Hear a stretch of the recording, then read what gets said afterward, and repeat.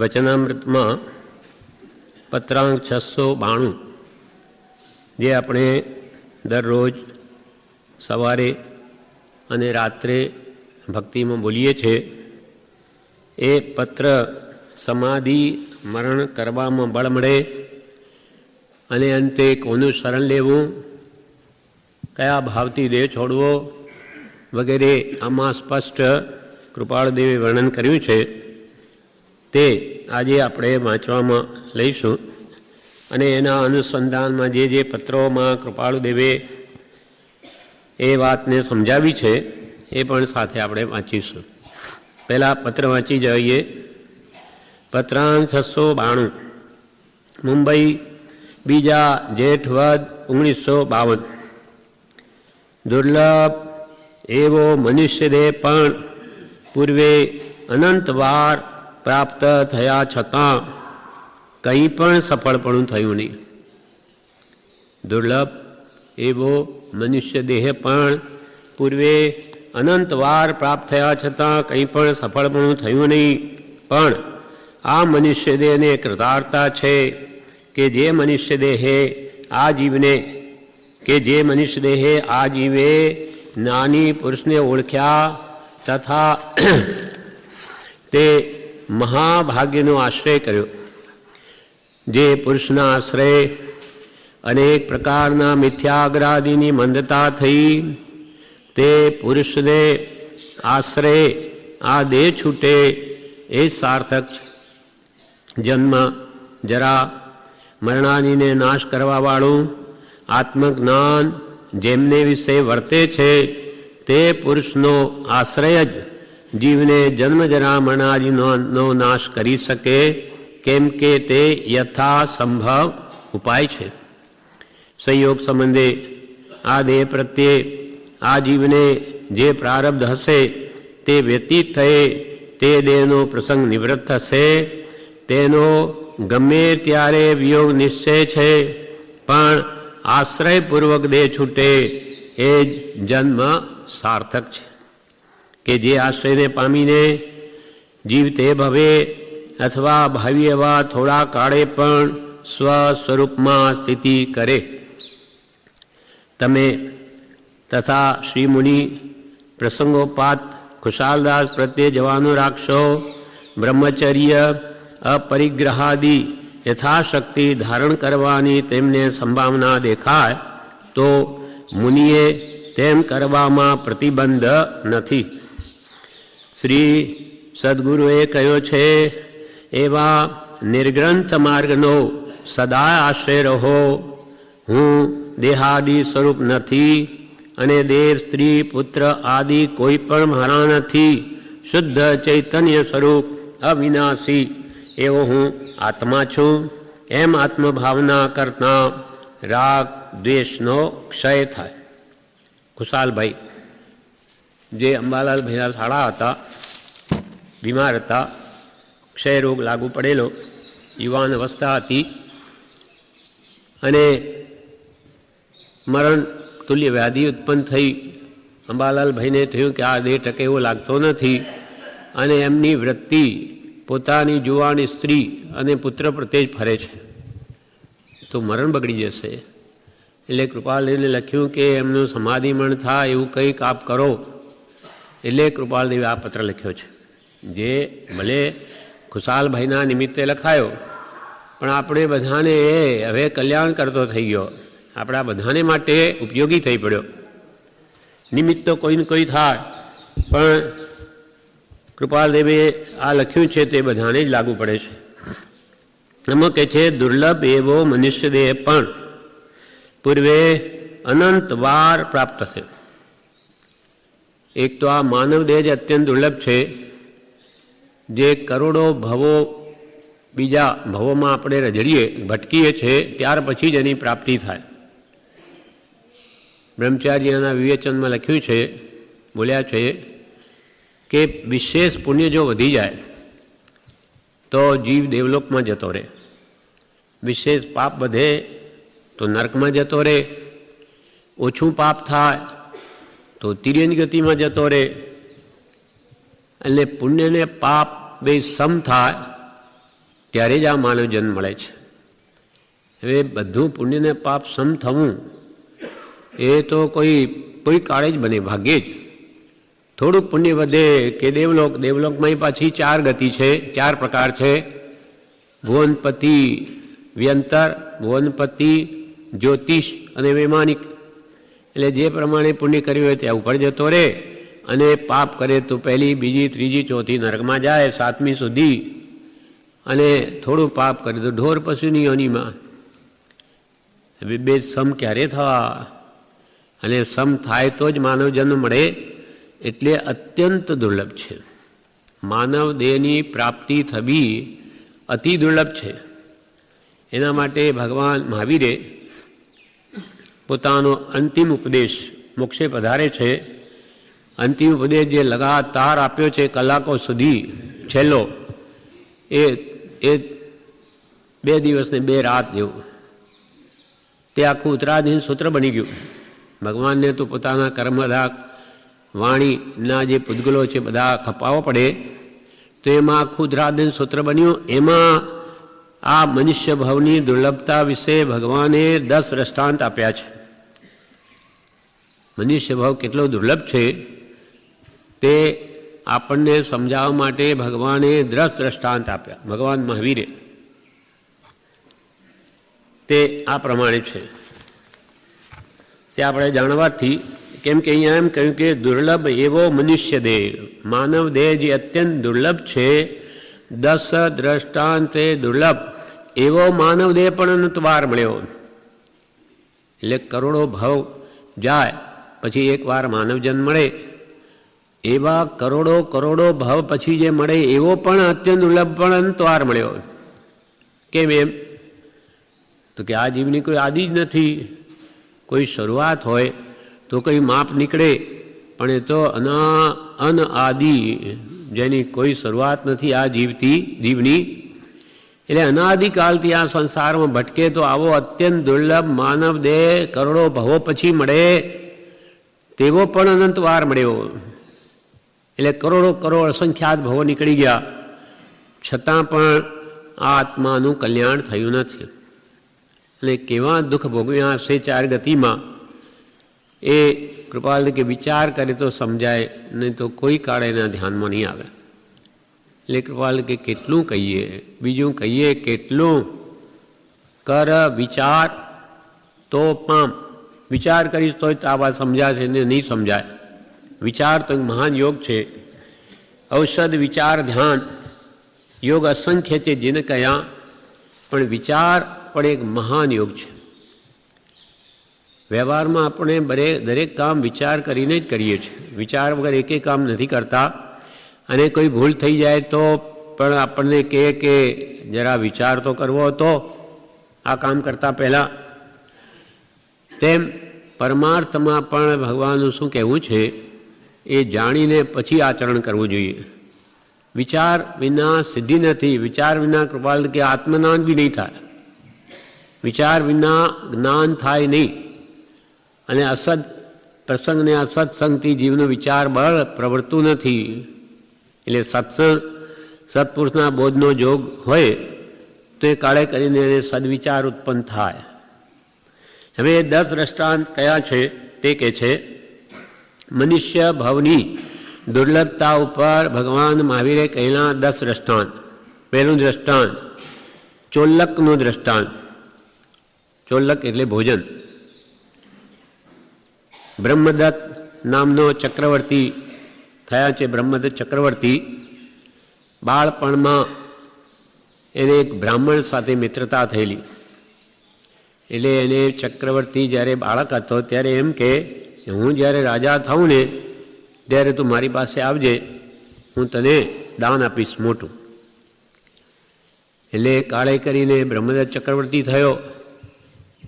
હવે એની પાસે અનેક ઉપાય કરીને બ્રાહ્મણ પહોંચી ગયો. ત્યારે રાજાએ ઓળખી લીધો કે આ મિત્ર આવ્યો જે મેં કીધેલું. પછી એને રાજાએ પૂછ્યું કે બોલ શું જોઈએ, બોલ. તો એને વિચાર થયો કે રાજા તૃષ્માન થયો તો મારે શું માગવું. એટલે પછી એ એમ કહે છે કે હું મારી સ્ત્રીને પૂછીને આવું. મારી સ્ત્રીને પૂછીને આવું, પછી જણાવીશ. હવે એ ગયો ને એ સ્ત્રીને કહ્યું કે રાજા તો પ્રસન્ન થયો, બોલ શું માગું. પણ એ સ્ત્રી બહુ હોશિયાર હતી, એટલે એને શું મનમાં થયું કે રાજા જો એમને 2-5 ગામ આપશે તો એ મને છોડી દેશે, બીજી પરણી લેશે. એટલે એણે એમ કહ્યું, પહેલાં તો પોતાનું દુઃખ ફેરવા કહ્યું કે જો આપણે તો બ્રાહ્મણ છીએ, આપણે બીજું વિશે શું જોઈએ, તમે રાજા પાસે માંગી લો કે મને રોજ નવા નવા ઘરે ભોજન કરવાનું મળે. આપણે 2 જણાને રોજે નવા નવા ઘરે એમને ભોજન કરવાનું મળે. એટલે સ્ત્રીએ વિચાર્યું કે મારે રસોઈ કરવાની ઉપાધિ ગઈ. પછી કે બીજું એ માંગજો કે તમારે આ વ્યવસાય કે માંગવું પડે પૈસા, એના માટે સાથે એમ કહેજો કે મને રોજે એક નવા નવા ઘરે જમવાનું મળે અને દક્ષિણામાં એક સોના મોહર મળે રોજની. એટલે તમારું પણ દુઃખ ગયું, તમારે કમાવાની માથાકૂટ નહીં રહે. તો કે હા, આ તો બરાબર છે. એટલે એણે જોઈને આ માંગી લીધું. તો રાજા કે તથાસ્તુ, જેથી તારી મરજી, ગામ આપવા બેઠો પણ તને આ જોયું તેમ. હવે પહેલે દિવસે એને જમવાનું ચક્રવર્તીને ત્યાંથી શરૂઆત થઈ. હવે એનું ભોજન એટલે કોઈના ઘરે આવું મળે નહીં. એટલે એને એવો સ્વાદ આવ્યો કે આ રસોઈ કેટલી સુંદર હતી. પછી બીજે ઘરે મંત્રીઓ વગેરે બધે જમવાનું આવે પણ એવો સ્વાદ તો આવે જ નહીં. એટલે એને મનમાં થયું કે પાછું મારું આ ચક્રવર્તીના ઘરે જમવાનું ક્યારે આવશે. હવે એને 6 ખંડનું રાજ્ય, કરોડો ઘરો છે, આ જિંદગીમાં તો નહીં આવે પાછો નંબર. એટલે માનો કે ફરી વિનંતીથી ચક્રવર્તી માનો જમવાનું આપી દે, માની લો. છતાં પણ એકવાર મનુષ્ય જન્મ હાથમાંથી ચાલ્યો ગયો તો ફરી વાર મળવાની આશા રાખવી નહીં. કેટલો દુર્લભ છે. ફરી બીજું દ્રષ્ટાંત ભગવાને આપ્યું પાસકનું. પાસક એટલે પાસા. ચાણક્ય તો ચંદ્રગુપ્તનો મંત્રી ચાણક્ય, એની પાસે દેવતાઈ પાસા હતા. એટલે કોઈ દિવસે હારે નહીં. એટલે એણે ચંદ્રગુપ્તનો ભંડાર ભરવા શું કર્યું, પ્રજાને બધાને કહ્યું કે જો મારી સાથે તમારે આ રમવું પાસાથી, જો તમે જીતી જાઓ તો આખો આ રત્નોનો થાળ ભરેલો છે ને એ તમને આપી દઈશ, લઈ જવાનો. અને જો હારી જાઓ તો તમારે 1 સોના મોહર આપી દેવાની. હારો 1 સોના મોહર આપી. તે બધાને થયું કે ઓહ, જીતીએ તો આટલા બધા રત્નોનો થાળ ભરેલો મળે, એટલે બધા જ ત્યાં રમવા જાય. એમ કરતાં કરતાં દેવતાએ પાસાના વડે આખો ભંડાર ભરી દીધો. ચાણક્ય કદાચ દેવયોગે બીજાના પણ પાસા સવડા પડી શકે, પણ એકવાર જો મનુષ્ય ભાવ હાથમાંથી જતો રહ્યો તો ફરી મળવો અતિ દુર્લભ છે. ત્રીજું છે દ્રષ્ટાંત ધાન્યનું, કે આખા દેશમાં સારી વૃષ્ટિ થઈ હોય અને ખૂબ અનાજ પાક્યું હોય અને કોઈ દેવ બધા જ આખા દેશનું અનાજ એક ઠેકાણે ઢગલો કરે. કેટલો મોટો ઢગલો થાય, માઇલો બંધ, બધું જ અનાજ આખા દેશનું. પછી એમાં એક ખોબો ભરી અને સરસવના દાણા ભેળવે. રાઈ જેવા દાણા હોય સરસવના, એ ખોબો ભરીને એમાં ભેળવી દે આટલા મોટા ઢગલામાં. પછી 80 વર્ષની ડોસીમાં એને કહે કે તું ભાઈ આમાંથી એ સરસવના દાણા મને કાઢી આપ. હવે આટલા કરોડો મણના અનાજમાંથી એક ખોબા જેટલા સરસવના દાણા, અને એ પણ ડોસીમાં જેને માંડ દેખાય, ક્યાંથી કાઢે? તો માનો કે કોઈ દેવની સહાયથી એ પણ બની જાય, પણ એકવાર તમારા હાથમાંથી આ મળેલો માનવદેવ ચાલ્યો ગયો તો જેમ એ દાણા કાઢવા મુશ્કેલ છે તેમ તમને ફરી આ માનવદેહની પ્રાપ્તિ અતિ દુર્લભ છે. ચોથું દ્રષ્ટાંત ભગવાને કહ્યું દ્યુતનું. દ્યુત એટલે જુગાર. એક રત્નપુર નગરમાં શતાયુધ નામે એક રાજા હતો. શતાયુધ એને એક પુત્ર હતો. પુત્રને થયું કે આ પિતા તો રાજ્ય છોડતા જ નથી, એટલે એમને મારીને રાજ્ય લઈ લો. મંત્રીને ખબર પડી ગઈ એટલે મંત્રીએ જઈને રાજાને કહ્યું કે તમારો પુત્ર છે, આવી રીતે તમને મારવાનું ષડયંત્ર રચે છે. ત્યારે પિતા કે શું કારણ? તો કે એને રાજ્ય જોઈએ છે. તો હું આપી દઉં, બોલાવો એને. એને વાત કરી કે ભાઈ જો રાજ્ય તું લઈ લે, પણ આપણે અહીંયા એવો એક નિયમ છે કે જે મારી સાથે રમે અને જીતે તો જ રાજ્ય અપાય, નહીં તો આપણી કુલદેવી એના પર કોપાયમાન થાય છે. એટલે તું મને જીતી લે, હું તો આજે આપી દઉં. પણ કેવી રીતે જીતું? તો કે આપણે આ રાજ્યસભામાં 108 થાંભલા છે. એક એક થાંભલાને 108 પાસા છે. પાસા. હવે તું મારી સાથે રમે અને 108 વાર તું જીતે તો એ થાંભલાનો એક પાસો જીત્યો. 108 વાર તું એક વાર બી હારે નહીં અને જીતે તો એક પાસો જીત્યો. એવો 108 વાર તું જીતીશ ત્યારે એક થાંભલો જીતાયો. અને એવા 108 થાંભલા જીતવા. અને જો વચ્ચે એક વાર પણ તું હારી ગયો તો પાછું એકડે એકથી માંડવું. એ કેવી રીતે બને? એક થાંભલાને 108 પાસા, એક પાસા 108 વાર જીતે તો એક પાસો જીતાય. એવો 108 વાર જીતે ત્યારે એક થાંભલો જીતાય. એવા પછી 108 થાંભલા. એ જેમ બનવું અશક્ય જેવું છે. માનો કે દેવયોગે એ પણ સફળતા મળી જાય, પણ એકવાર જો માનવ દેહ હાથમાંથી ચાલ્યો ગયો, આપણો કેટલો દુર્લભ છે. ભગવાન એની દુર્લભતા બતાવે છે કે ફરી આશા રાખશો નહીં. પાંચમું દૃષ્ટાંત કે છે રત્નનું. એક ધનદ નામનો શેઠ હતો. એ પરગામ ગયો. ધનજીભાઈ થોડું વધારજો વોલ્યુમ થોડું. ધનદ નામનો એક શેઠ હતો. તે પરગામ ગયો ત્યારે પુત્રોએ એવું વિચાર્યું કે આપણા પિતા કેવળ રત્નો જ ભેગા કરે છે, જ્યારે ગામના બધા બીજા તો કેવા છે, થોડુંક બસ ગામના બીજા બધા તો બીજા બધા શેઠિયા તો કેવા છે કે જેની પાસે જેટલા કરોડો રૂપિયા છે, જેટલા કરોડો હોય એટલી ઉપર ધજાઓ ચડાવે છે. જેટલા કરોડો છે એટલી ધજાઓ ચડાવે. તો આ પિતા આપણા તો કંઈ એવું કરતા જ નથી. પિતા પરગામ ગયા એટલે આપણે એમ કરીએ, આપણે પણ આ જેટલું ધન હોય તે રત્નો વેચી દઈએ, જેટલા કરોડ આવે એટલી ધજાઓ આપણે ચડાવીએ. બાપ તો ગયા પરગામ. છોકરાઓની કંઈ ખબર નથી કે કઈ રત્નની કઈ કિંમત.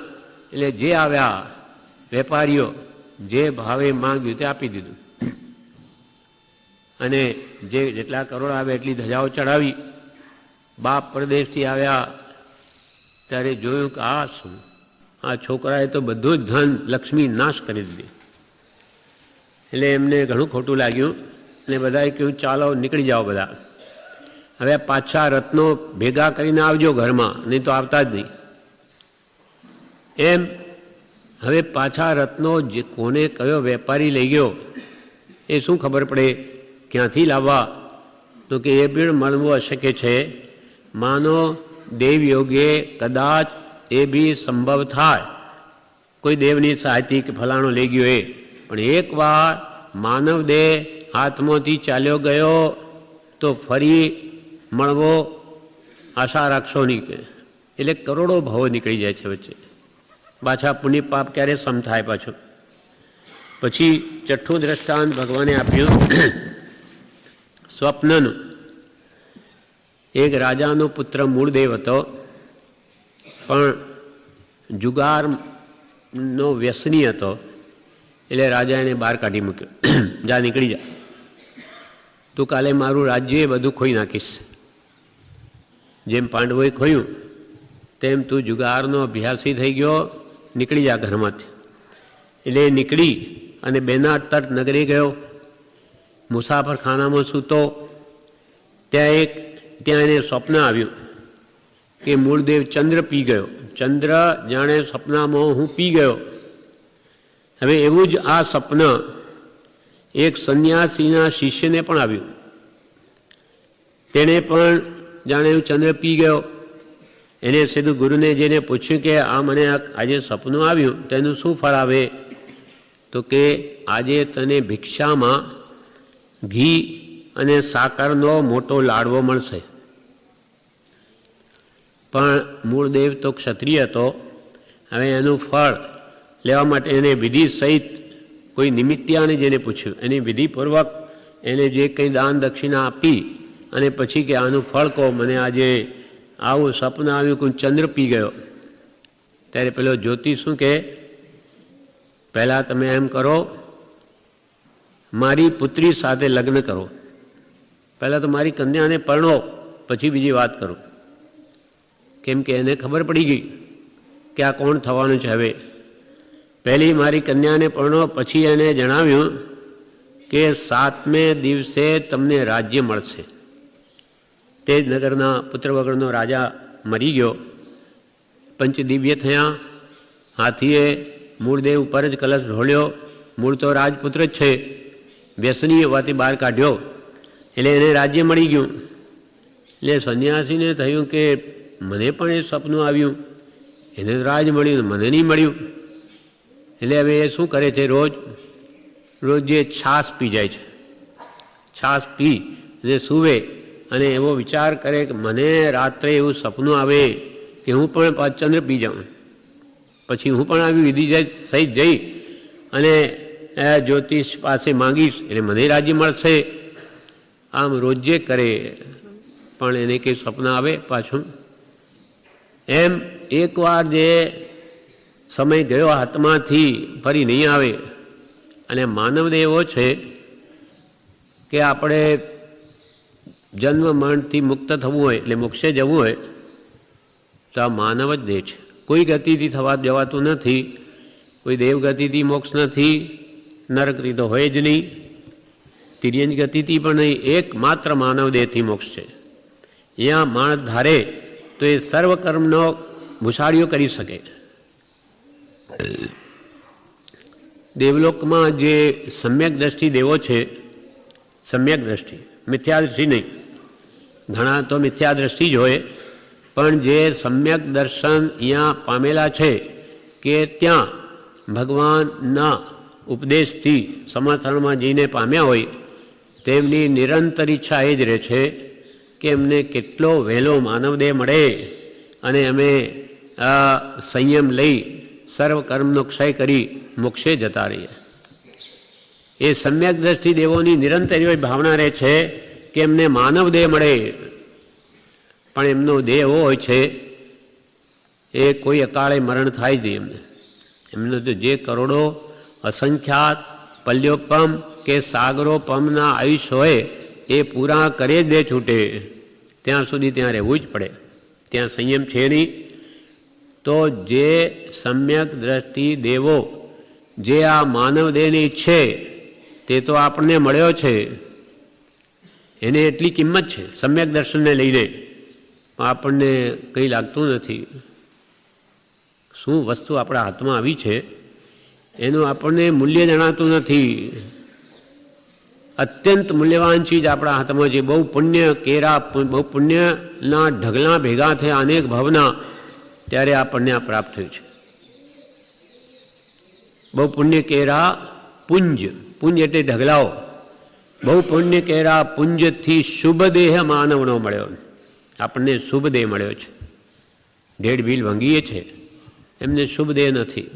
એ બિચારા અશુભ પુણ્યના ઢગલા ભેગા કર્યા છે, અહીંયા આવ્યા છે, એ નવું પાપ બાંધી પાપાનું બંધી પુણ્ય લઈને આવ્યા, અહીંયાથી પછી હલકી ગતિમાં જવાના.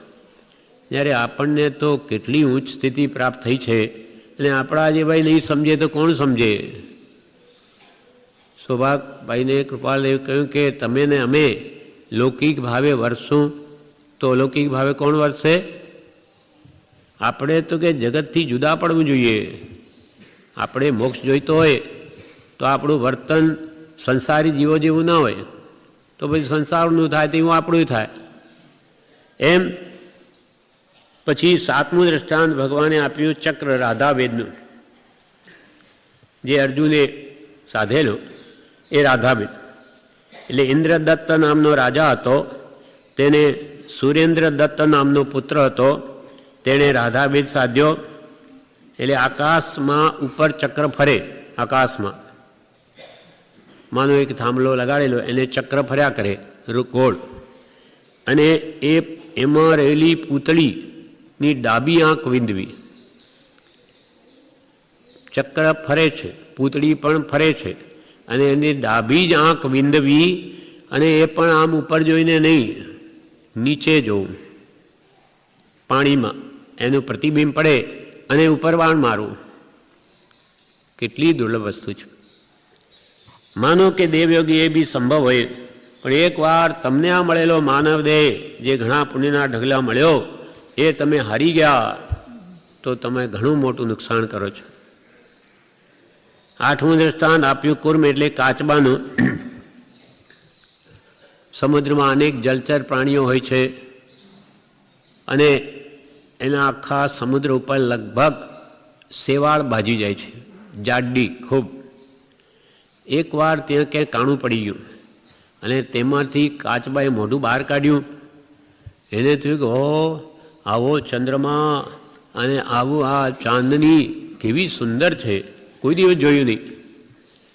એટલે એને પોતાના બચ્ચાને કે લઈ આવું, એમને બતાવું.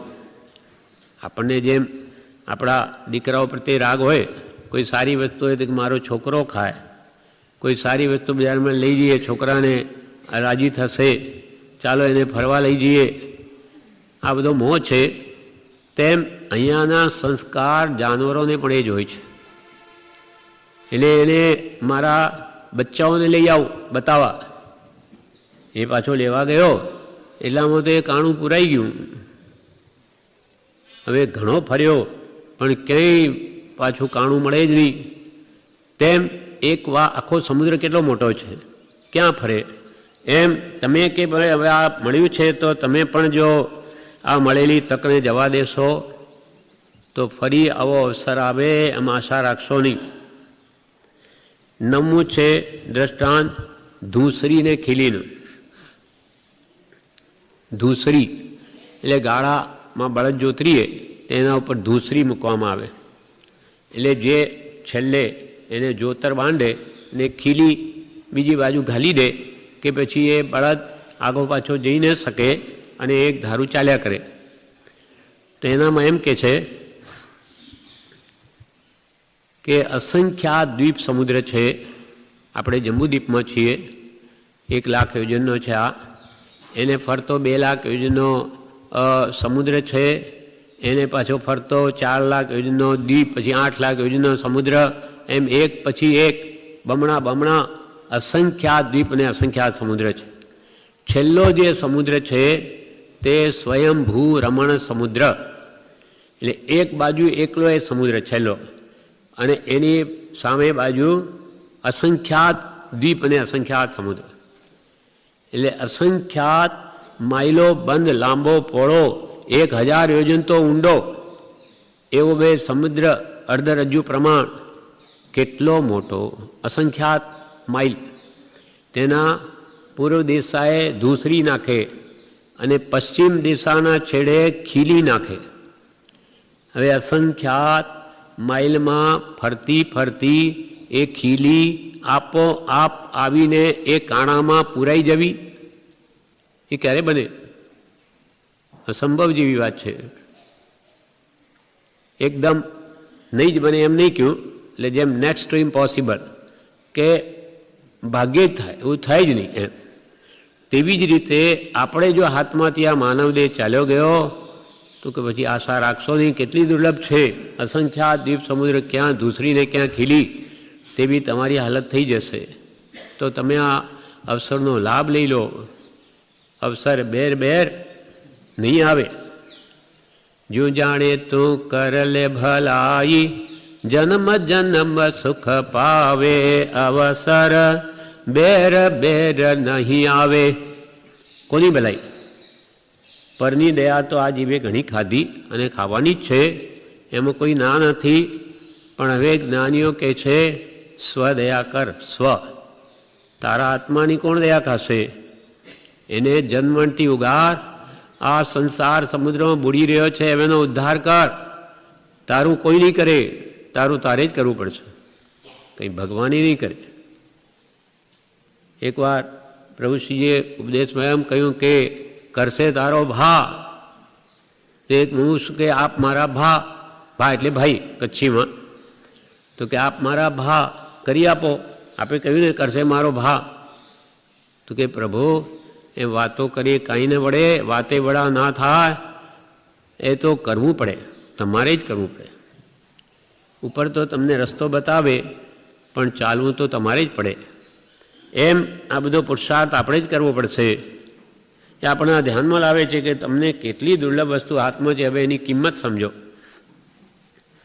હવે 10મું છેલ્લું દ્રષ્ટાંત કે છે પરમાણુનું કે છે. ભગવાન મહાવીર એ આ કીધેલા દ્રષ્ટાંતો છે. એમાં એમ કહ્યું કે હીરા માણેક મોતી હોય, એક માણેક રત્નનો મોટો થાંભલો હોય, માનો કોઈ રાજ દરબારમાં કે દેવલોકમાં, એ થાંભલાનું ચૂર્ણ કરે, એકદમ પીસી નાખે એના, તો એના કણ કણ કેવા સૂક્ષ્મ થઈ જાય. પછી દેવ મેરુ પર્વત પર ચડે, 1,00,000 યોજનનો, 99 લાખ યોજન બહાર, એની ટોચ ઉપર ચડી અને એક ભૂંગળીમાં તે ચૂર્ણ નાખે, મોટી પાઇપમાં. પછી દેવતા ફૂંકે ને જોરથી, 2 પરમાણુઓ ક્યાં વિખરાઈ જાય? ક્યાંના ક્યાંય વિખરાઈ જાય. હવે એને કોઈ ભેગા કરી શકે? તો કે બધા ભેગા કરીને પાછો થાંભલો બનાવવો હોય તો અસંભવ છે. ક્યાંથી લાવે? માનો દેવની ના બળથી માનો એ થઈ જાય, માની લો. પણ તમારા હાથમાંથી આ એકવાર માનવને હાથમાં ચાલ્યો ગયો તો ફરી મળવો અસંભવ જેવો જ છે. એમ મનુષ્ય ભાવની અત્યંત દુર્લભતા જણાવવા દિનેશ્વર ભગવંતોએ આ 10 દ્રષ્ટાંત વડીવ્યા છે. માટે હે ભવ્ય પ્રાણીઓ, આવા દુર્લભ જન્મને સફળ કરવા માટે જીનેન્દ્રોએ ભગવંતોએ પ્રરૂપેલા ધર્મને વિશે હવે પ્રમાદ છોડી નિરંતર ઉદ્યમ કરો, રાત દિવસ પુરુષાર્થ કરો, કેમ કે આવો સમય ફરી મળવાનો જ નથી. અને અનંતવાર મળ્યો આવો દુર્લભ માનવ દેહ પણ પૂર્વે અનંતવાર પ્રાપ્ત થયા છતાં કાંઈ પણ સફળપણું થયું નહીં. કે એનું શું પ્રમાણ સફળ નહીં થયું? તો કે તમે અહીંયા બેઠા છો એ જ. માનવ દેહ સફળ થયો હોય ક્યારે થાય? આત્મજ્ઞાન થાય તો સફળ થાય. કેમ કે કેવળ જ્ઞાનનું બીજ છે. બીજ રોપાય તો ઝાડ થાય અને એના ઉપર મોક્ષ ફળ આવે. પણ બીજ જ નથી રોપાયો હજુ. એટલે આપણું મન તો આપણે જાણીએ છીએ. સમ્યક દ્રષ્ટિની અંતરચર્યા જુદી જ હોય, પણ આપણી અંતરચર્યા તો આપણે જાણીએ છીએ કે કેવો અંદર મોહ, રાગ, દ્વેષ, કામ, વિકાર, મોહ, કામ, ક્રોધ, માન, માયેલો ભરેલા છે. એટલે આપણો ઉદ્ધાર થયો નથી હજુ, એ નિશ્ચિત છે. તો કોઈક વાર બી નહીં, અનંત વાર કોઈ જ્ઞાની ગુરુ મળ્યા તો હશે જ ને. તો કે કૃપાલ ક્યાં મળ્યા છે? તીર્થંકરની સભામાં જઈ આવ્યો છે, એમનો ઉપદેશ પણ સાંભળ્યો છે, પણ ભગવાને કહ્યું તેમ કર્યું નથી, એની આજ્ઞા ઉપાસી નહીં. તેથી આજ સુધી ભટકે છે, રજડે છે. અને હજુ પણ નહીં ઉપાસે અને સ્વ સ્વરૂપને નહીં સમજે તો હજુ પણ ભવિષ્ય અનંતકાળ છે. અનંતકાળ ભવિષ્ય છે, જેનો કોઈ અંત છે જ નહીં. ત્યાં સુધી ભટક્યા જ કરો. આ બાજુ અનંતકાળથી 4 ગતિમાં ભટકીએ છે. અને હવે તમારી કે નહીં સમજવું હોય તો ભટકો, કોણ ના પાડે? બાકી સમજો તો સર્વે મળ્યું મુક્તિનું દ્વાર. આપણા માટે તો મોક્ષનો જાણે દરવાજો મળી ગયો, પણ જેને મુક્તિમાં પ્રવેશ કરવો હોય તેને માટે, જેને મોક્ષ જોઈતો જ ન હોય તેને શું કરવાનું? જેમ કે જેને ભૂખ જ ન લાગી હોય એને 56 જાતના ભોગ હોય તો શું કામના? ઘણી રસોઈ જાત જાતની છે, પણ મને તો ભૂખ નથી.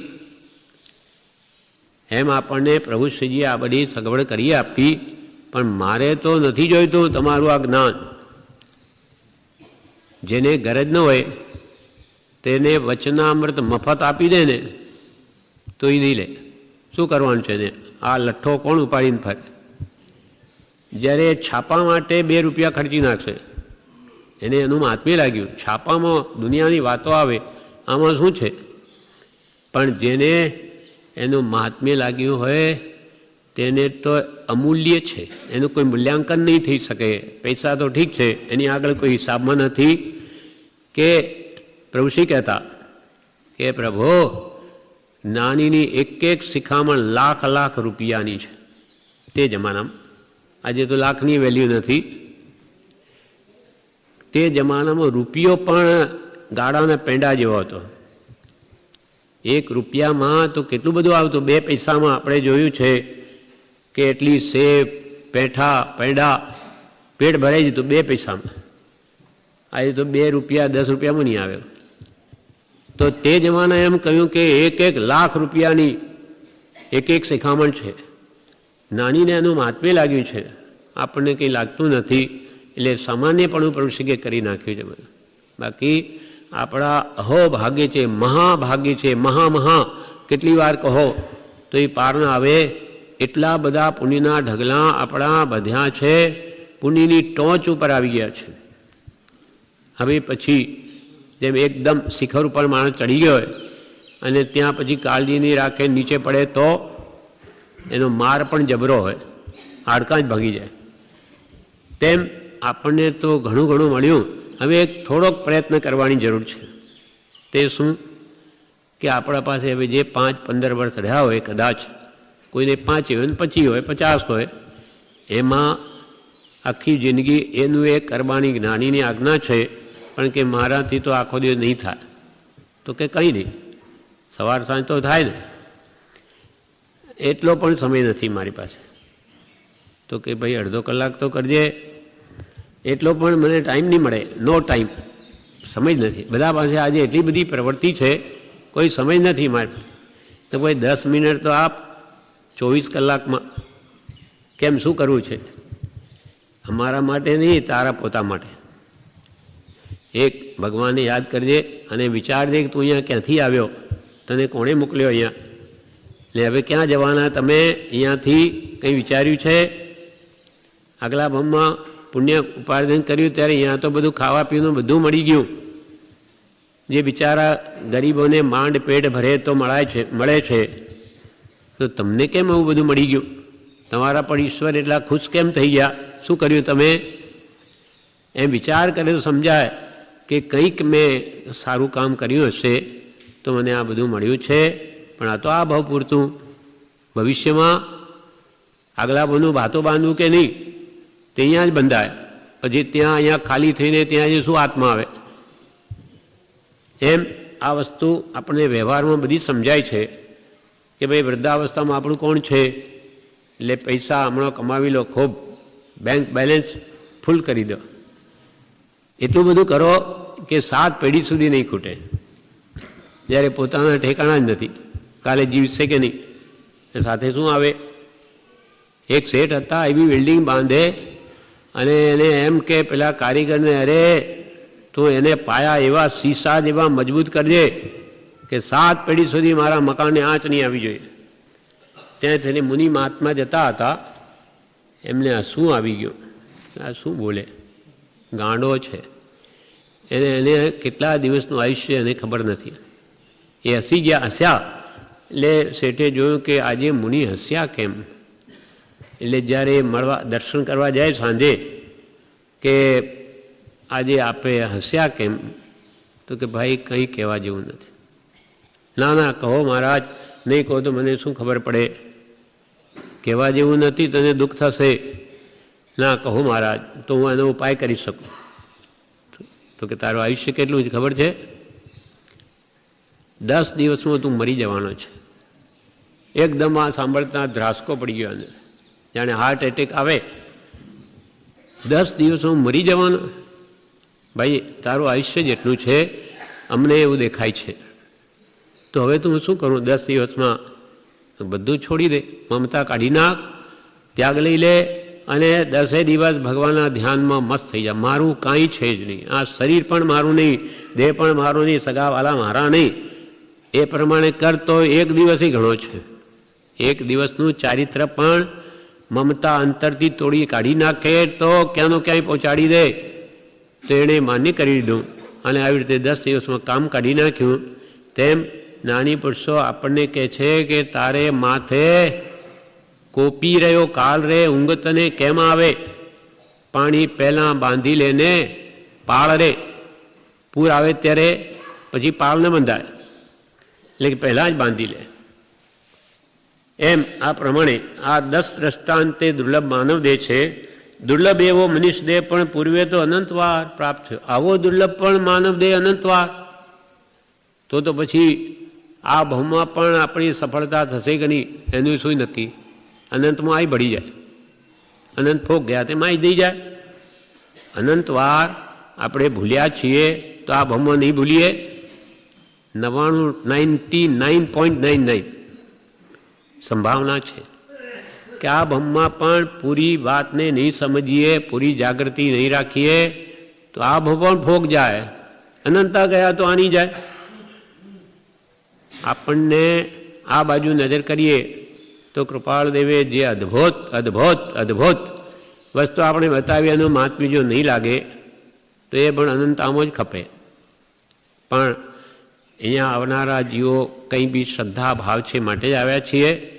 શરણ લીધું છે અંશે ભલે તો જ અહીંયા આવે, નહીં તો કોણ આવે? પણ આ શ્રદ્ધાને હવે એવી પેલા કહ્યું ને, શીશો રેડે એવી પાયો મજબૂત કરજે, 7 પેઢી સુધી મકાન તૂટે નહીં. તેમ આપણે શ્રદ્ધારૂપી પાયો કે એવો મજબૂત કરી દો.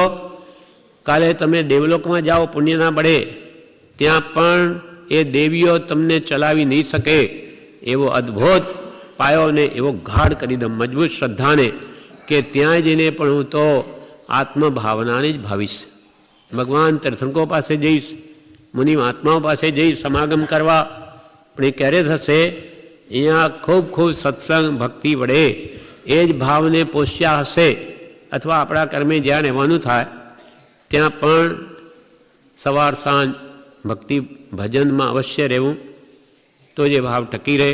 વાંચન બી અવશ્ય કરવું, શ્રદ્ધા દૃઢ કરવા, અને સમય મળે તો એવી ટેવ કે છે પાડી દેવી, હાલતા ચાલતા પણ સજાત્મ સ્વરૂપ પરમ ગુરુ. આ મારું સ્વરૂપ છે, આ બધું કર્મનું સ્વરૂપ છે.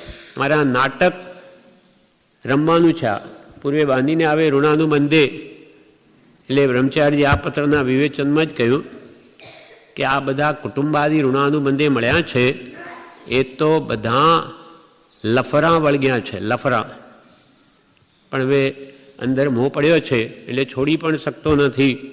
તો કે ત્યાં રહીને અને અંતરથી તો ખોટું માન, અંતરથી આ કરવા જેવું નથી એમ તો દ્રઢ કર, તો વળી ભવિષ્યમાં જન્મતા સંસાર માંડવાની ભાવના નહીં થાય. એટલે આત્મ ભાવના એના માટે કરવા કહ્યું. પણ એના વિવેચનો બ્રહ્મચારી કે પણ આ જીવે તો શરણ કોનું લીધું છે? ધનનું, પૈસાનું. કે અંતે મને આ પૈસો બચાવશે, હશે તો મારી દવા થશે, અને આ કુટુંબ સ્ત્રી પુત્રાદિ હશે તો મારી સેવા કરશે, નહીં તો મારી કોણ સંભાળ લેશે? આવી રીતે એના શરણ લે છે. પણ આ શરણ અંતે કોઈના કામ આવતા નથી. અંતે તો એક ધર્મ વસ્તુ સહાવો ધમ્મો, આત્માના સ્વભાવને જેણે જાણી અને દ્રઢ કર્યો હશે તે એને કમાવશે. કે હું તો જ્ઞાન દર્શન ચારિત્રમય જ છું, મારું મરણ છે જ નહીં. કેમ કે મારા ગુરુએ એમ કહ્યું છે. મારા ગુરુ એટલે કૃપાળદેવ શુદ્ધ આત્મ સ્વરૂપને પામ્યા છે એવા અનંતા તીર્થંકરો એ પણ એ જ કહ્યું છે, હું આત્મા છું, સર્વકાળ રહેનારો, મારું કોઈ કાળે મરણ છે જ નહીં. આ શરણરૂપ થશે આ ભાવ. અને એ જેટલી શ્રદ્ધા કૃપાળદેવ પ્રત્યે આવી હશે તેટલો જ આ ભાવ દ્રઢ થશે.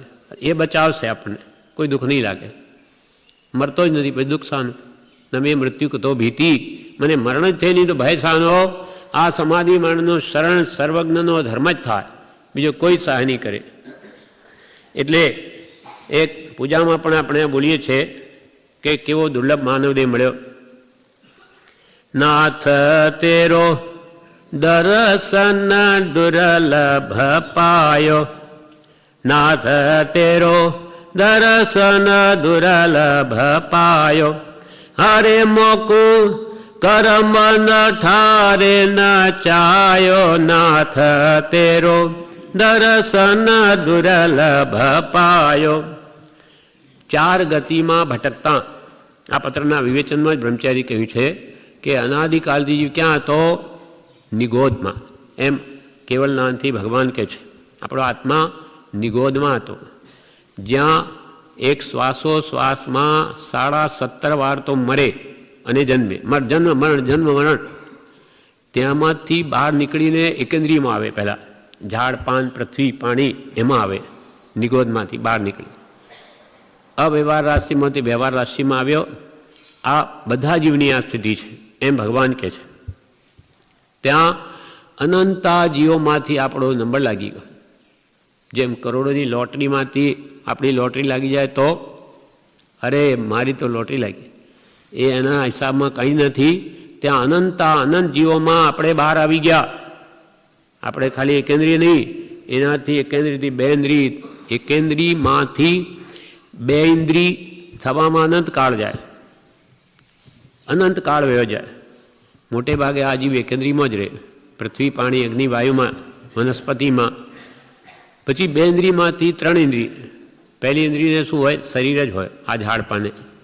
બીજી ઇન્દ્રિયમાં મોઢું ફૂટે, 1 2 3 આવો ક્રમ છે. પછી ઈયાળ કર્મિયા અળસિયા એ બે ઇન્દ્રિય હોય. કેટલા રખડી અકામ નિદ્રા કરતો બે ઇન્દ્રિય થાય. બે ઇન્દ્રિય પાછી ત્રેન્દ્રિય થવામાં નાક ફૂટતા એને અસંખ્યાત વર્ષો જાય. એ અકામ નિર્જરાય ભોગવતો કર્મને.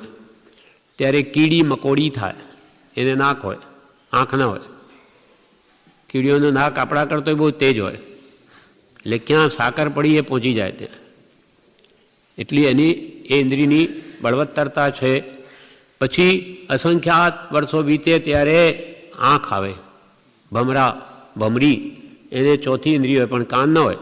ભમરો ભમ કરે પણ એને સંભળાતું નથી. પછી કેટલું અસંખ્યાત વર્ષો ત્યારે 5મી ઇન્દ્રિય કાન ફૂટે, કાન આવે, ત્યારે સાંભળી શકે.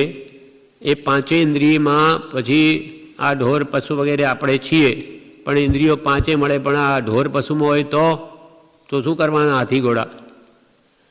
એમાંય આપણે મનુષ્ય થયા. મનુષ્યમાં પણ નીચ કુલમાં જન્મ્યા. શું કામના? 1.5 ભીલ ભંગીઓના ઘરમાં હોય, એમાં મા બાપને ગાળો આપી ગમે તેમ ભરતું, એમને તો સામાન્ય છે, એમને કંઈ લાગતું જ નથી. બાપ હોય તો શું ગમે તેમ બોલે ગાળ. એવો બિચારા એ જીવોને વિનય વિવેક છે જ નહીં. અને કોઈ જીવને મારવો હોય તો એમને કોઈ પાપ છે એવું લાગતું જ નથી. તો આપણે નીચ કુલમાં નહીં ને ઉચ્ચ કુલમાં જન્મ્યા. ઉચ્ચ કુલમાં બી પાછું કે છે ઉચ્ચ જાતિમાં જન્મ્યા. જાતિ પણ હલકી જાત હોય તો એ શું કરી શકાય? તો આપણે ઉચ્ચ જાતિ, ક્ષત્રિય કે વૈશ્ય, આ બધા ઉચ્ચ જાતિ કહેવાય. તો એમાંય આપણે આવ્યા. એ પુણ્ય એક માટે પુણ્યના ઢગલા જોઈએ છે, એકમાંથી બીજામાં આવવા. પછી ઉચ્ચ જાતિમાંથી આપણી આ કાયા, નિરોગી કાયા મળી. રોગ જ ખૂબ હોય, જન્મથી જ ખોડ ખાંપણ હોય, આંધળો હોય, કાણો હોય, લૂલો હોય, લંગડો હોય, બહેરો હોય, મૂંગો હોય. શું કરી શકે? આપણને તો એ બધું મળ્યું. તો પુણ્ય વગર કેમ મળે? કેમ બધાને નહીં મળ્યું? ત્યાર પછી એટલું જ નહીં, ડુલ્લી નિરોગી કાયા મળી અને 5 ઇન્દ્રિયો પૂર્ણ મળી. એકે ઇન્દ્રિયની ખોડ ખાંપણ નથી. અને ધનનો જોગ મળ્યો. પૈસાનો જોગ ન હોય તો સવારથી મુંબઈમાં ગાડીમાં કેટલા જાય, ઠેઠ ક્યાંથી આવે? થાણાથી આવે. બિચારો 2 કલાક સુધી નોકરી પર ચઢે ધંધો કરી સાંજે પાછો 2 કલાકે 10-12 વાગે ઘરે ભેગો થાય અને માંડ પેટ ભરે, શું કરે, ક્યાં જાય? આવી જાત જાતના દુઃખ છે જીવોને. જ્યારે આપણને તો ઘર બેઠા બધું જ ખાવાનું બધું મળે, અને આશ્રમમાં ભક્તિ કરે અને તો ખૂબ ખાઓ, મિષ્ટાન ખાઓ, પણ પ્રભુ કે ગુણ ગાઓ. ભગવાનની ભક્તિ કરો તો બધું મળે. ભક્તિ કરતાં કોણ ભૂખે મરી ગયો? કેટલા પ્રેમથી લોકો દાન આપે. 3,33,333. પેલો કે મારા લખો, પેલા કે મારા લખો. આ સાધર્મિક ભક્તિ છે. મારા ભાઈઓ ખૂબ ખાય, જેને છે આપે, નહીં હોય તો નહીં આપે. આપણે અહીંયા પૈસાની કોઈ મહાત્મ્ય નથી, મહાત્મ્ય ભક્તિનું છે. ભક્તિ કરે એ મોટો, જેના ભાવ વધારે એ મોટો. તો અહીંયા પ્રત્યક્ષ આપણને જોવાય દેખાય છે કે આ પુણ્યના ઢગલા કેવા બાંધ્યા કે આપણને તો ધનનો યોગ પણ છે, દુલી નિરોગી કાયા છે, અને સૌથી વિશેષ વિતરાગનો ધર્મ મળ્યો. આ જગતમાં કેટલા ધર્મો, સેંકડો પંથો છે. એમાં સાચો ભગવાન મહાવીરનો મૂળ માર્ગ હાથમાં આવો, ઓહો, અતિ દુર્લભ. અને એ માર્ગમાં પણ આજે તો એટલા બધા ફાંટા, એટલા બધા ગચ્છમતો કે એમાં કયો મત સાચો. ગચ્છમતની જે કલ્પના તે નહીં સદવ્યવહાર, અથવા મતબત ભેદેરે જોજી પૂછીએ સૌ થાપે અહમેવ. મોક્ષનો માર્ગ શું? તો કે અમે કહીએ છીએ તે દિગંબરોને જઈને કહો તો અમે કહીએ છીએ ને એ જ મોક્ષ થાય. એક દોરો પણ હોય ને જો શરીર ઉપર તો એનો મોક્ષ નહીં થાય, આવી માન્યતા. અને જો શેતામણને પૂછીએ તો કપડાં હોય તો જ મોક્ષ, અને સ્થાનકવાસીને પૂછીએ તો મુપત્તિ બાંધેલી છે કે નહીં, આ મુપત્તિ હોય તો મોક્ષ. ક્યાં મોક્ષની કલ્પના કરી છે? કૃપાલને બધી વાત ઉડાડી દીધી. શેતાંબર હો, દિગંબર હો, સ્થાનકવાસીઓ, તમે તમારા અંતરમાંથી કશા ભાવો કાઢો, રાગદ્વેષને ઘટાડો તો મોક્ષ થાય. આ ઉપરના વેશથી કાંઈ વળે નહીં. પણ એ તરફ જીવનો લક્ષ્ય જ નથી. કેમ નથી? તો કે સદગુરુ હોય, આત્મજ્ઞાની, તો જ લક્ષ્ય કરાવે, નહીં તો કોઈ કાળે નહીં આવે. તો એવી કાળ સ્થિતિ થઈ ગઈ છે. આવા ભયંકર યુગમાં જ્યાં જૈન ધર્મની એવી સ્થિતિ થઈ પડી, ત્યાં આવા સાચા આત્મજ્ઞાની પુરુષનો જોગ થવો મહાપુણ્યનો ઉદય છે. એ થયા પછી પણ એના પ્રત્યે શ્રદ્ધા આવી કે આ કૃપાલી કહે છે સાચી વાત કહે છે, બિલકુલ સાચી વાત છે. એમ વિચારે કરી અને એ વાતને જેને દ્રઢ કરી હોય તો એના પુણ્ય કેટલા હદ થઈ ગઈ પુણ્યની. શ્રદ્ધા આવી ગઈ. ભગવાન મહાવીર કે શ્રદ્ધા પરમ દુર્લભા. ભગવાનના વચનો પર શ્રદ્ધા બેસવી અતિ દુર્લભ છે. એ પણ આપણને બધાને કંઈક અંશે આવી છે તો જ્યાં આવ્યા, નહીં તો ઘર છોડીને આ કોણ આવે? ઘરના સુખ સમૃદ્ધિ કે ધંધો છોડીને અહીંયા શું કામ આવે? કંઈક ગરજ જાગી છે તો આપણે આવ્યા છીએ. તો આ સત્પુરુષના વચનો આપણને કાનમાં પડે, સત્ય શું છે જણાય. એમ આ ભાવ બધો એમાં કહ્યો છે.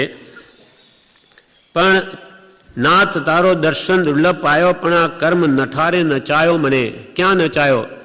4 ગતિમાં. જાત જાતના વેશો મને કરાવી, રૂપ રંગ કરાવી, એટલે ભવો લેવડાવી. 84 લાખ જીવાની મને કર્મે મને ભટકાયો છે. પણ એ નાથ, હવે મને તારું દર્શન થયું. એકેન્દ્રી બેન્દ્રીમાં ક્યાં થાય? 3 ચોરેન્દ્રી પંચેન્દ્રી ક્યાંય દર્શન નથી. દર્શન આ મનુષ્ય જન્મમાં છે કે દેવમાં છે, નરકમય નથી. તિર્યંચમાં શું કરે વિચારાય જીવો? નાથ તેરો દર્શન દુર્લભ પાયો, હરે મોકુ કર્મ ન ઠારે ન ચાયો. નાથ તેરો દર્શન દુર્લભ પાયો, ભવ ભવ ભટકત 10 દ્રષ્ટાંતે દુલ્લહો નર ભવ પાયો. આ 10 દ્રષ્ટાંત આપણે હમણાં ભગવાને ક્યાં વાંચ્યા જોયા. તે 10 દ્રષ્ટાંતે આવો દુર્લભ માનવ દેહ તે ભવ ભવ ભટકત પાયો.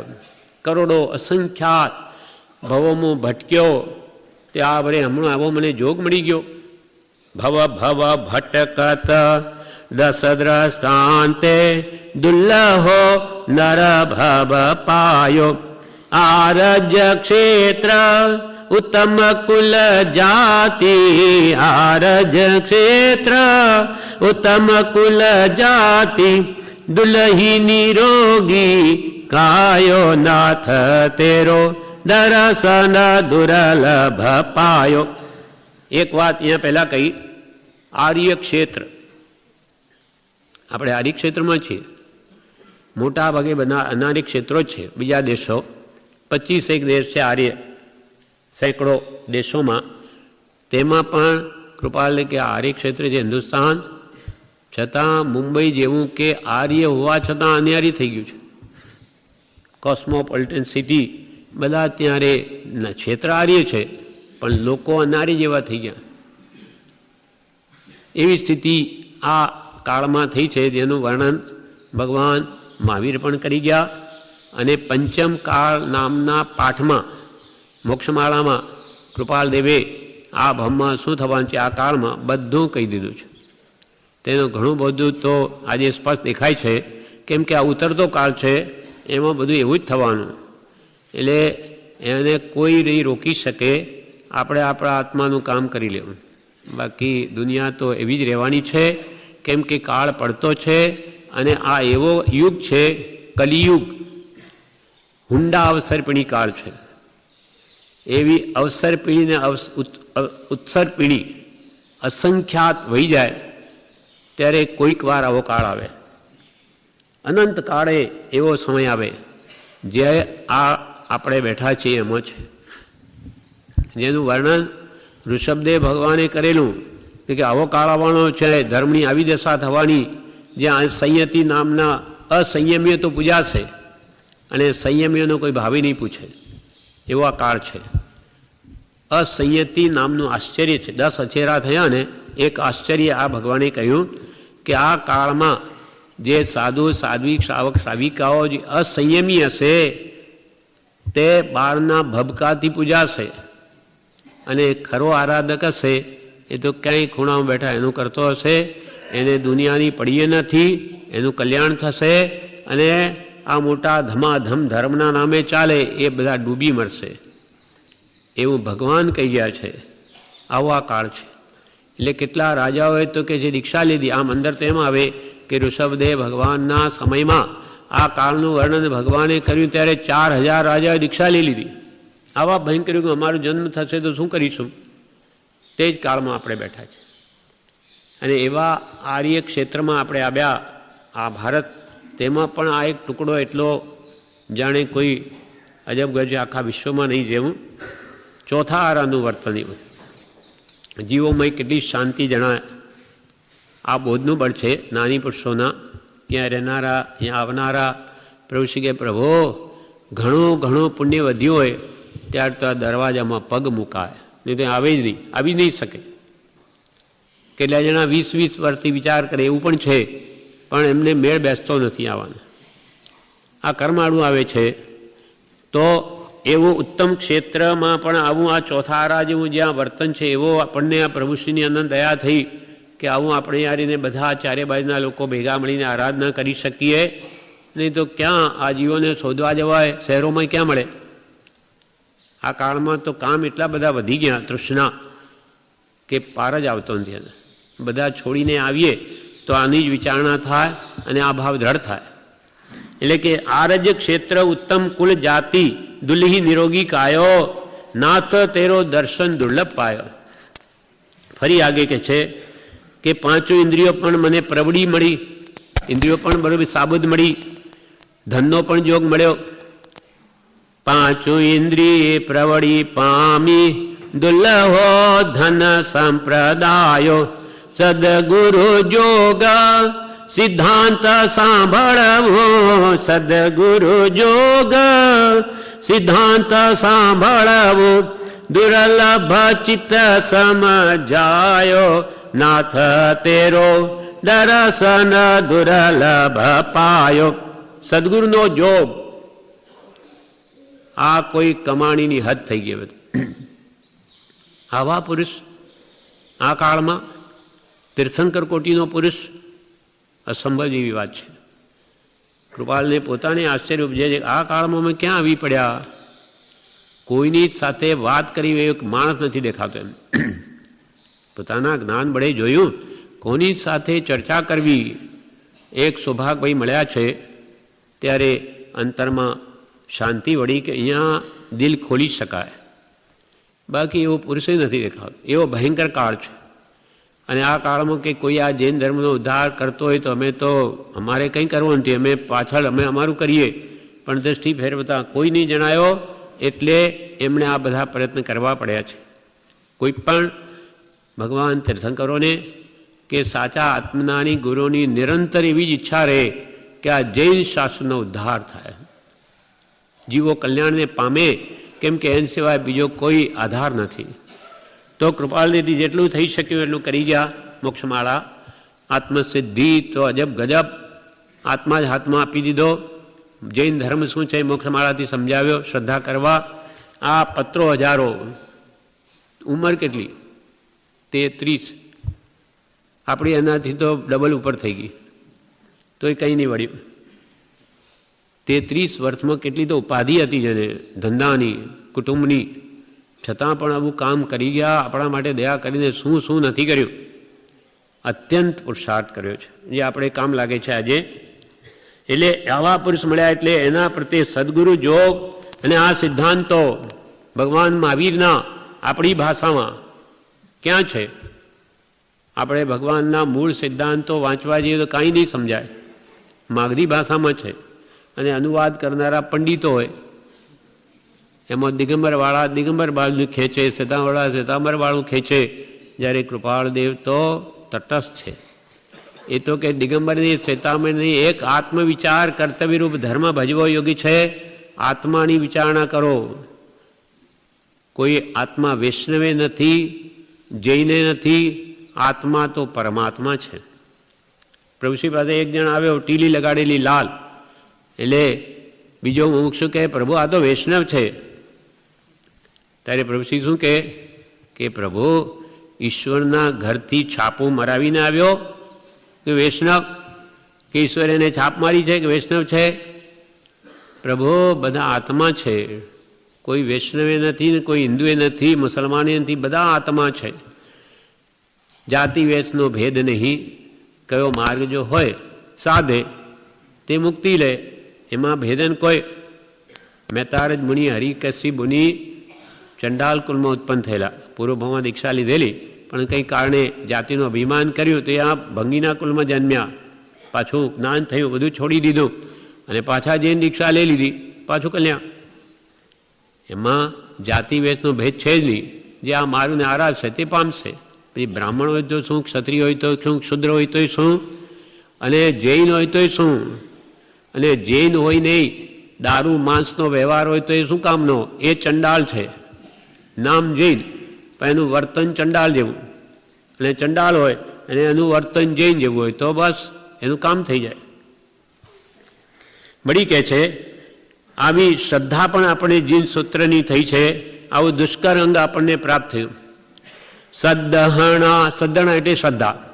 સદ્દહણા શુદ્ધિ જીન સૂત્રની દુષ્કર અંગ ધરાયો. જીન સૂત્રની શ્રદ્ધા થઈ. ભગવાને કૃપાળુદેવે આ ભગવાન મહાવીરના સૂત્રોને આપણી ભાષામાં આપ્યા. એના પરથી આપણે શ્રદ્ધા થઈ ગઈ, વિશ્વાસ આવી ગયો કે સાચું જ કહે છે. સદ્દહણા એટલે શ્રદ્ધા, શુદ્ધિ જીન સૂત્રની દુષ્કર અંગ ધરાયો. અત્યંત દુષ્કર અંગ પ્રાપ્ત થઈ ગયું આપણને. પણ હવે ભૂલ ક્યાં થાય છે તે છેલ્લું કહે છે. સદ્દહણા શુદ્ધિ જીન સૂત્રની દુષ્કર અંગ ધરાયો. સામગરી સગડી લઈ સુંદર, સામગરી સગડી લઈ સુંદર, મૂઢ પ્રમાદે હરાયો. નાથ તેરો દર્શન દુર્લભ પાયો. સામગ્રી તો સગડી મળી ગઈ, સુંદર, પણ આ મૂઢ એવો જીવ પ્રમાદે હરાયો. પ્રમાદ, આળસ, થશે, શું ઉતાવળ છે, કરીશું. આજે કંઈ ઘડા થોડા થઈ ગયા છે, આવશે, કરીશું. પછી વૃદ્ધાવસ્થામાં આપણે આ જ કરવાનું છે ને. જોવાની છે, કમાવી લઈએ, સંસાર જોઈ લઈએ કેવો છે, પછી પાંજરા પોળોમાં મૂકવા જેવા થાય ત્યારે શું કરવાના, પછી આ જ કરીશું. ત્યાં વૃદ્ધાવસ્થામાં શું કરવાના, અંદર તો દુઃખ હોય, માથું દુખતું હોય, પેટ દુખતું હોય, બેસવાની શક્તિ ન હોય, પછી ધર્મ કરું, કંઈ નહીં વળે. નાની પુરુષો કહે છે ધર્મ અને ધન કમાવાનો સમય એક જ છે, તે યુવાવય. અને યુવાવયનો સર્વસંગ પરિત્યાગ પરમપદને આપે છે. એટલે જ્યારે બુદ્ધિ હોય, શક્તિ હોય, ત્યારે આ કામ કરી લીધો, થઈ ગયું, નહીં તો પછી વાત ગઈ. વૃદ્ધાવસ્થામાં કંઈ નહીં થાય. એટલે બધાને કંઈ આ રહેવાનો જોગ નહીં બને, બધાના કર્મના ઉદય છે. તો કે જ્યાં રહેતા હોય ત્યાં પણ આ ભક્તિને નહીં ભૂલવી. પ્રભુશ્રીએ જે આપણને ક્રમ બાંધી આપ્યો છે ત્યાં આલોચના વગેરે સવારનો ક્રમ કરવો, સાંજે પણ બધી ભક્તિ કરવી, અને દિવસે સમય મળે તો વાંચન, નહીં તો સવાર સાંજ વાંચન. આ આરાધનાનો કર્મ કદી નહીં છોડવો. તો ગમે ત્યાં હોઈશું તો એ આપણું કામ જરૂર થાય. અને ભાવના તો એવી રાખવી કે ભગવાન આ બધી ઉપાધિ છૂટી જઈને હું નિરંતર સત્સંગ ભક્તિમાં જ કેમ રહું, એવો સમય ક્યારે આવશે. અપૂર્વસરમાં બધી કેવી ભાવના કરવી એ પણ કૃપાલદેવ બતાવે. આપણને તો કેવી ભાવના કરવી એ ખબર નથી. એ કૃપાલદેવ બતાવે કે ભાઈ એવી ભાવના તો ભાવો, તો કોઈ દિવસ તમને એવો પણ સમય આવશે. આ બધું આજે જે સ્થિતિ પામ્યા એ પૂર્વે કરેલા ભાવનું ફળ છે, નહીં તો નહીં મળે એવું. તો તમે હવે એવી ભાવના કરો કે ક્યારે થઈશું બાહ્ય અંતર નિર્ગ્રંથ. હું આ બાહ્ય પરિગ્રહ, અંતરંગ પરિગ્રહ, મોહ બધો છોડીને હું મુનિ ક્યારે બનીશ ભગવાન? ભાવ તો કરો. જ્ઞાની કે પ્રભુ કે ભાવનો ભિખારી શું કામ રહે છે, કે કંઈ ટકા આપવા પડે છે કે ભાઈ મુનિની ભાવના કરું તો આ બધું મારી બાદ છોડાવી દેશે, બધું મારો સંસાર બધો છોડવો પડશે? કંઈ કહેતા નથી. જ્યાં હોય ત્યાં રહો, પણ આ અંતરથી કાઢો. દીક્ષા તો અનંતવાર લીધી છે, પણ અંદરમાંથી કામ ક્રોધાદી ભાવો જતા નથી. એ વિચારે કરીને એને દૂર કરો તો એ દીક્ષા પણ કાર્યકારી થશે. એમ સામગ્રી સગળી લઈ સુંદર, પણ આ મૂળ તો પ્રમાદે હરાયો. પ્રમાદ, આળસ. કૃપાલે કે છે પ્રમત્ત ભાવે આ જીવનું ભૂંડું કર્યામાં કાંઈ પણ મણા રાખી નથી. તથાપી આ જીવે પ્રમત્ત ભાવે આ જીવનું ભૂંડું કર્યામાં કાંઈ પણ મણા રાખી નથી. તથાપી આ જીવને પોતાનું ભાન આવતું નથી કે એને અનંત સંસાર રઝળાવ્યો છે આ પ્રમાદે. હવે તો જાગૃત થાઉં. ભગવાન મહાવીર ગૌતમ સ્વામી જેવાને શું કે એ ગોયમાં સમયં ગોયમાં, એક સમયનો પણ પ્રમાદ માં કર. સમય પછી તારું આયુષ્ય છે કે નહીં, મરી ગયો શું લઈ જઈશ? કાંઈ કમાણી કરીને પરભવની ભાતું બાંધ્યું નહીં, એ પહેલાં કર. શુભસ્ય શીઘ્રમ. બીજું બધું સેકન્ડરી. પહેલું સવારમાં ઉઠીને ભગવાનની ભક્તિ બરોબર થાય તો કે ભાઈ આજનો દિવસ સફળ છે. નહીં તો એને ખેદ થવો જોઈએ કે આજે કાંઈ નહીં કર્યું, આખો દિવસ નકામો ગયો. એવું એને ફીલ થવું જોઈએ કે હું કંઈ મારા આત્મા માટે કરતો જ નથી, તો મારી શું દશા છે, હું કઈ ગતિમાં જઈને પડીશ, અને મારું સમાધિવણ કેમ થશે? આ રીતે હવે અહીંયા દુર્લભ એવો મનુષ્ય દેહ પણ પૂર્વે અનંત વાર પ્રાપ્ત થયા છતાં કાંઈ પણ સફળપણું થયું નહીં. પણ આ મનુષ્ય દેહને કૃતાર્થતા છે. આ મનુષ્ય દેહને કૃતાર્થતા છે. કૃતાર્થતા છે એટલે સફળ થવાનો યોગ છે આપણા માટે. આ મનુષ્ય દેહને કૃતાર્થતા છે કે જે મનુષ્ય દેહે આ જીવે નાની પુરુષને ઓળખ્યા. આપણે નથી ઓળખ્યા. આપણી શું શક્તિ છે કે આપણે કૃપાલજીને ઓળખી શકીએ? આ તો પ્રભુશ્રી જેવા ઓળખ્યા. ઓળખવું એટલે એની દશા. કૃપાલદેવ એટલે કોણ? ઉપરથી શરીર નહીં, પણ અંતર ઓળખવું, એની અંતર આત્મદશા. પ્રભુશ્રીમાં યોગ્યતા હતી એવી. એટલે એ કેમ કહ્યું ને કૃપાલદેવ મુમુક્ષુના નેત્રો મહાત્માને ઓળખી લે છે. એમને છૂટું છૂટુંની બહુ કામના હતી. પ્રભુશ્રીની અત્યંત વૈરાગ્ય દશા એવી હતી, તે પોતાના ગુરુને હરકચંદજી મહારાજને કે મને તો આ બ્રહ્મચર્યનું પાલન મનથી થવું જોઈએ, મનમાં પણ મારે ભાવ નહીં આવો, એવો ઉપાય બતાવો. ત્યારે હરકજી મહારાજ શું કહે? એકાંત્ર ઉપવાસ કરો. તો હા, એ પણ કરું, મારે મનથી પાલન જોઈએ, બ્રહ્મચર્યનું ભાવ પણ નહીં આવવા જોઈએ. 5 વર્ષ કર્યા. કેવી લગ્ની છે અંદરની, છતાં પણ મનનું પાલન થયું નહીં. પછી કૃપાલદેવ મળે છે ત્યારે એ પણ એકવાર એમ કે છે કે મુનિ શું જોઈએ છે? તો કે પ્રભુ મારે તો આત્મજ્ઞાન, એક તો આ, અને બીજું બ્રહ્મચર્યની દ્રઢતા, મનથી પાલન. ત્યારે કૃપાલદેવ શું કહ્યું? મુનિ નીરસ આહાર કરજો. કોઈ ભક્ત તમારા પાત્રામાં જે કંઈ નાખી દે તમે ખાશો નહીં. મિષ્ટાન કે કોઈ બી બીજાને આપી દેજો, તમે ખાશો નહીં. નીરસ ભોજન કરજો. તો પ્રભુશ્રીજી એવું ભોજન કરતા, અને સ્વાદ કહ્યો તો ઉપર રેડે પાણી ગોળ કરી નાખે, બધું કહ્યું સ્વાદ. ગુરુની આજ્ઞા છે નીરસ ભોજન. તો એથી મનથી પાલન થયું, અને કેવી ઉચ્ચ કોટીના મહાત્મા બની ગયા, દશા વધારી, કે જેને કૃપાળદેવ પોતે નમસ્કાર કરે. આપણે કૃપાળદેવને કૃપાળુદેવ કહીએ છીએ, પણ કૃપાળદેવ તો પ્રભુશ્રીને કહે છે. શું કહે છે? કૃપાળુ નહીં, પરમ કૃપાળુ. કોને કહે? પ્રભુશ્રીજીને. 875માં પત્ર ખાલી પ્રભુશ્રી ઉપર છે.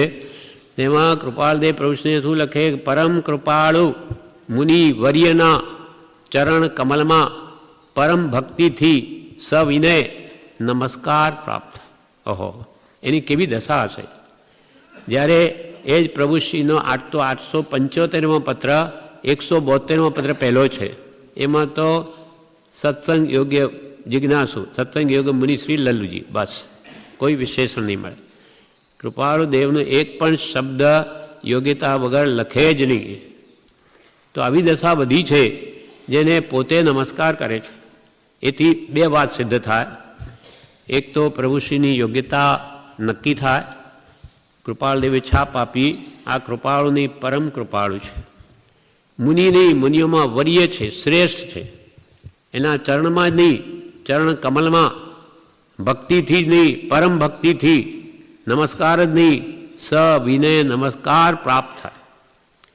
એક તો પ્રભુશ્રીજી મોક્ષ માર્ગમાં 101% શ્રદ્ધા કરવાલા એક પુરુષ થયા, કૃપાળે છાપ આપી. હવે બીજું એમાં શું આપણને જણાય છે કે કૃપાળદેવે એક પત્રમાં એમ લખ્યું છે કે આખા જગતના શિષ્ય થવારૂપ જેને દ્રષ્ટિ વેદી નથી, તે ગુરુ થવાને યોગ્ય નથી. તો કૃપાળુદેવે આખા જગતના શિષ્ય થઈને બેઠા છે, ગુરુ થઈને નહીં. કે ભાઈ આ તો અમારા ચેલા છે, એમને હું શું નમસ્કાર કરું?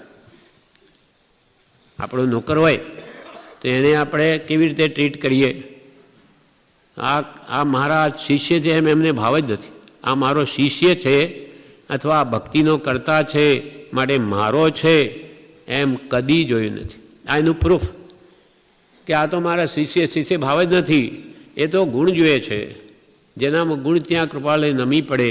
સૌભાગભાઈને નમસ્કાર કરે, અંબાલાલભાઈને કરે, જૂઠાભાઈને કેટલા ગુણગાન કર્યા, જોકે પ્રભુશ્રી જેવા કોઈના નથી કર્યા. આ નમસ્કાર જે છે એ તો કોઈ અજબ વાત છે કે શું લખે છે. આપણે તો એમને પરમ કૃપાળુ કે કૃપાળુદેવ કહીએ, એ એમને પરમ કૃપાળુ કહે છે.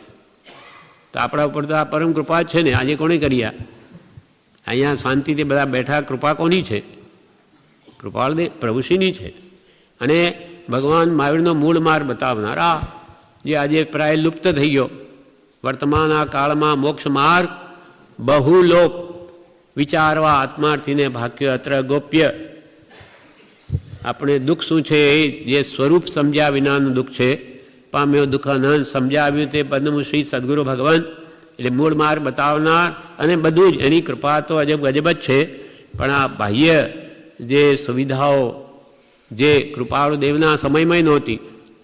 કૃપાળે લખે છે કે તેવું સ્થાન ક્યાં છે કે જ્યાં જઈને રહીએ, એવા સંતો ક્યાં છે કે દશામાં બેસી તેનું પોષણ પામીએ.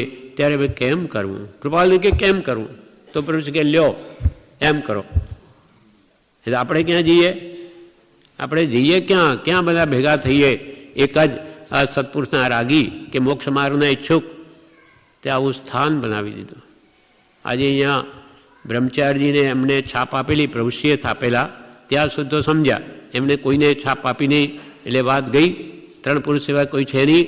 તો આજે બ્રહ્મચારીજીને ગયા અને 56 વર્ષ થાય છે, કોઈ નથી આપણા ઉપર.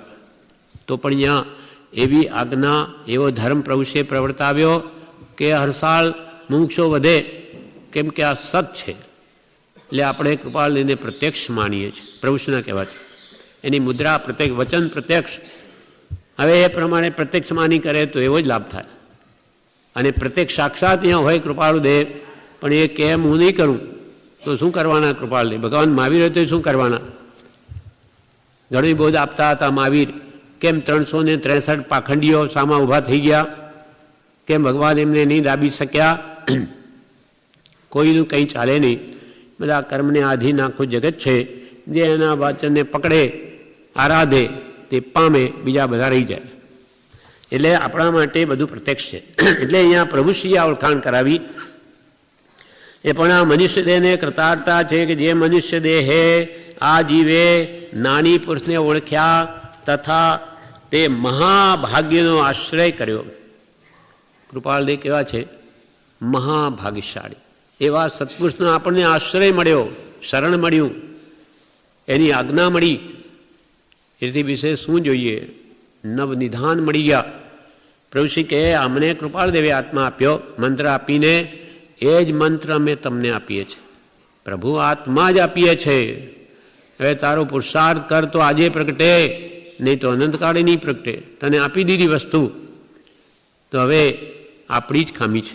જેટલી રટ રટ કરે ગાંડો થઈને, પ્રભુશ્રી કે ગાંડા થઈ જવાનું.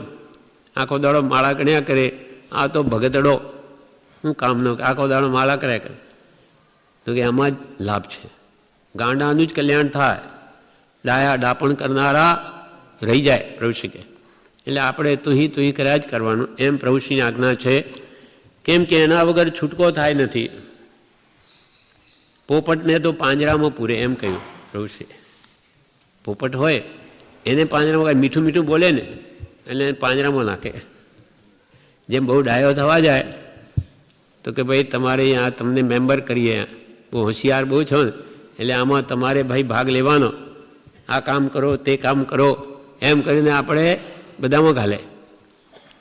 પણ આ જો જાગૃતિ નહીં હોય તો ડૂબી મરે માણસ. સર્વોપરી મારું આજ છે, બીજું બધું સેકન્ડ ઉતરતું. એમ અહીંયા કહે છે આપણને તે મહાભાગીનો આશ્રય કર્યો આપણા માટે. પરમ કૃપાળદેવ પૂર્વે ભગવાન તીર્થંકરો તો થયા, પછી ગૌતમ સ્વામી હતા, પછી સુધર્મા સ્વામી હતા, જંબુ સ્વામી હતા, પ્રભવ સ્વામી હતા, હજારો જ્ઞાનીઓ થઈ ગયા છે. પણ આપણા માટે વર્તમાનમાં ઉપકારી પરમ કૃપાળદેવ પૂર્વે થયા એ જ્ઞાની જ છે, પણ આપણું કલ્યાણ એમનાથી થશે. કેમ કે એમનો ઉપદેશ છે આ બધો. પુરુષ પ્રતિથી ના આવે તો આ શું કામનું? પુરુષ 101% સાચો છે તો એના વચનની પણ પ્રતીતિ થાય. એણે કહ્યું એ જ બરાબર. એવી શ્રદ્ધા તો જોઈશે તો જ આ આપણા અંદર ઉતરે. પ્રભુ એ જ કે શ્રદ્ધા લાભ, અમે કહીએ તે વાત માન. અને આ અમારું નહીં, ભગવાન મહાવીરનું વચન છે, શ્રદ્ધા પરમ દુર્લભ. શ્રદ્ધાને પરમ દુર્લભ કઈ છે. આપણે આવીએ એટલું સારું છે, પણ હજુ ઘણો જ ઊંડું જવાની જરૂર છે.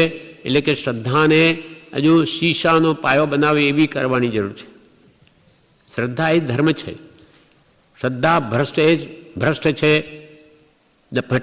દંસણ ભટ્ટા ન સિજંતી, ચરિત્ર ભટ્ટા સિજંતી. સમયસારમાં કુંદકુદાચાર્ય કહે છે જે શ્રદ્ધાથી ભ્રષ્ટ થયો એ જ ભ્રષ્ટ છે. ચારિત્રથી ભ્રષ્ટ થયો ઠેકાણે આવે, પણ શ્રદ્ધાથી ગયો એટલે ગયો. એમ આપણને એ મહાભાગ્યનો આશ્રય કર્યો, નાની પુરુષને ઓળખ્યા પ્રભુના કહેવાથી, તથા તે મહાભાગ્યનો આશ્રય કર્યો જે પુરુષના આશ્રય અનેક પ્રકારના મિથ્યા આગ્રાદીની મંદતા થઈ. આપણે કૃપાળજીનું શરણું લીધું તો આપણે શું મંદતા થઈ? શાની? મિથ્યા આગ્રહની. મિથ્યા આગ્રહ શાના? એક તો મત દર્શનના, કે ભાઈ આપણે શ્વેતાંબર કુલમાં ઉત્પન્ન થયા હોઈએ કે સ્થાનકવાસીમાં, અહીંયા વૈષ્ણવો બી મૂળ ધર્મમાં જન્મેલા છે, વૈષ્ણવમય, કે કોઈ પણ ધર્મના હોય, બ્રાહ્મણ હોય, વેદાંતિ હોય, એ બધી આપણી માન્યતાઓ છૂટી ગઈ. કૃપાળને શરણે આવવાથી દિગંબર મંદિરમાં આપણે જઈએ, સીતાંબરમાં જઈએ, ભગવાન તો એના જ છે, એમાં ઝઘડા ક્યાં છે? પણ કૃપાળુદેવે આપણને આ દ્રષ્ટિ કરાવી. બાકી તો દિગંબરમાં જઈને જો આપણે કહી દઈએ ને ધર્મશાળામાં કે અમે તો સીતાંબર છીએ, તો કે જાઓ, તમારું કામ નહીં, જાઓ, અહીંયા નહીં. સીતાંબર જઈને દિગંબર કહી દીધું, જાઓ તમે નહીં. આ બધા ધર્મના નામે કેવા દ્વેષ છે, રાગદ્વેષ. રાગદ્વેષથી છૂટવું એનું નામ જ ધર્મ છે. પણ આવા ગુરુઓ, આ બધા ગુરુઓના કારણો છે. ગુરુ જો સમજાવે કે ભાઈ ભગવાન મહાવીર તો એક જ છે, આ શું ઝઘડા? પણ ગુરુ જ એવું દ્રઢ કરાવે કે આપણે સાચા, એ બધા મિથ્યાત્વી. શ્વેતાંબરને પૂછો, બધા દિગંબર મિથ્યાત્વી. દિગંબરને પૂછો, બધા શ્વેતાંબર મિથ્યાત્વી.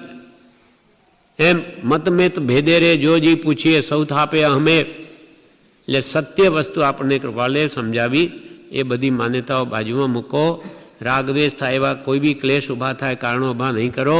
તમે આ છૂટવા માટે આવ્યા છો ધર્મના, અહીંયા ક્યાં કર્મ બાંધો? અને એ છૂટોય નહીં પાછા ધર્મના નામે. એટલે આપણે દિગંબર, શ્વેતાંબર, સ્થાનકવાસી, તેરાપંથી, અહીંયા બધા જ આવે છે. બધા આત્માવાસી છે. વાસી પણ જ કાઢી નાખ્યો હશે, ફ્રેશ કરી દા.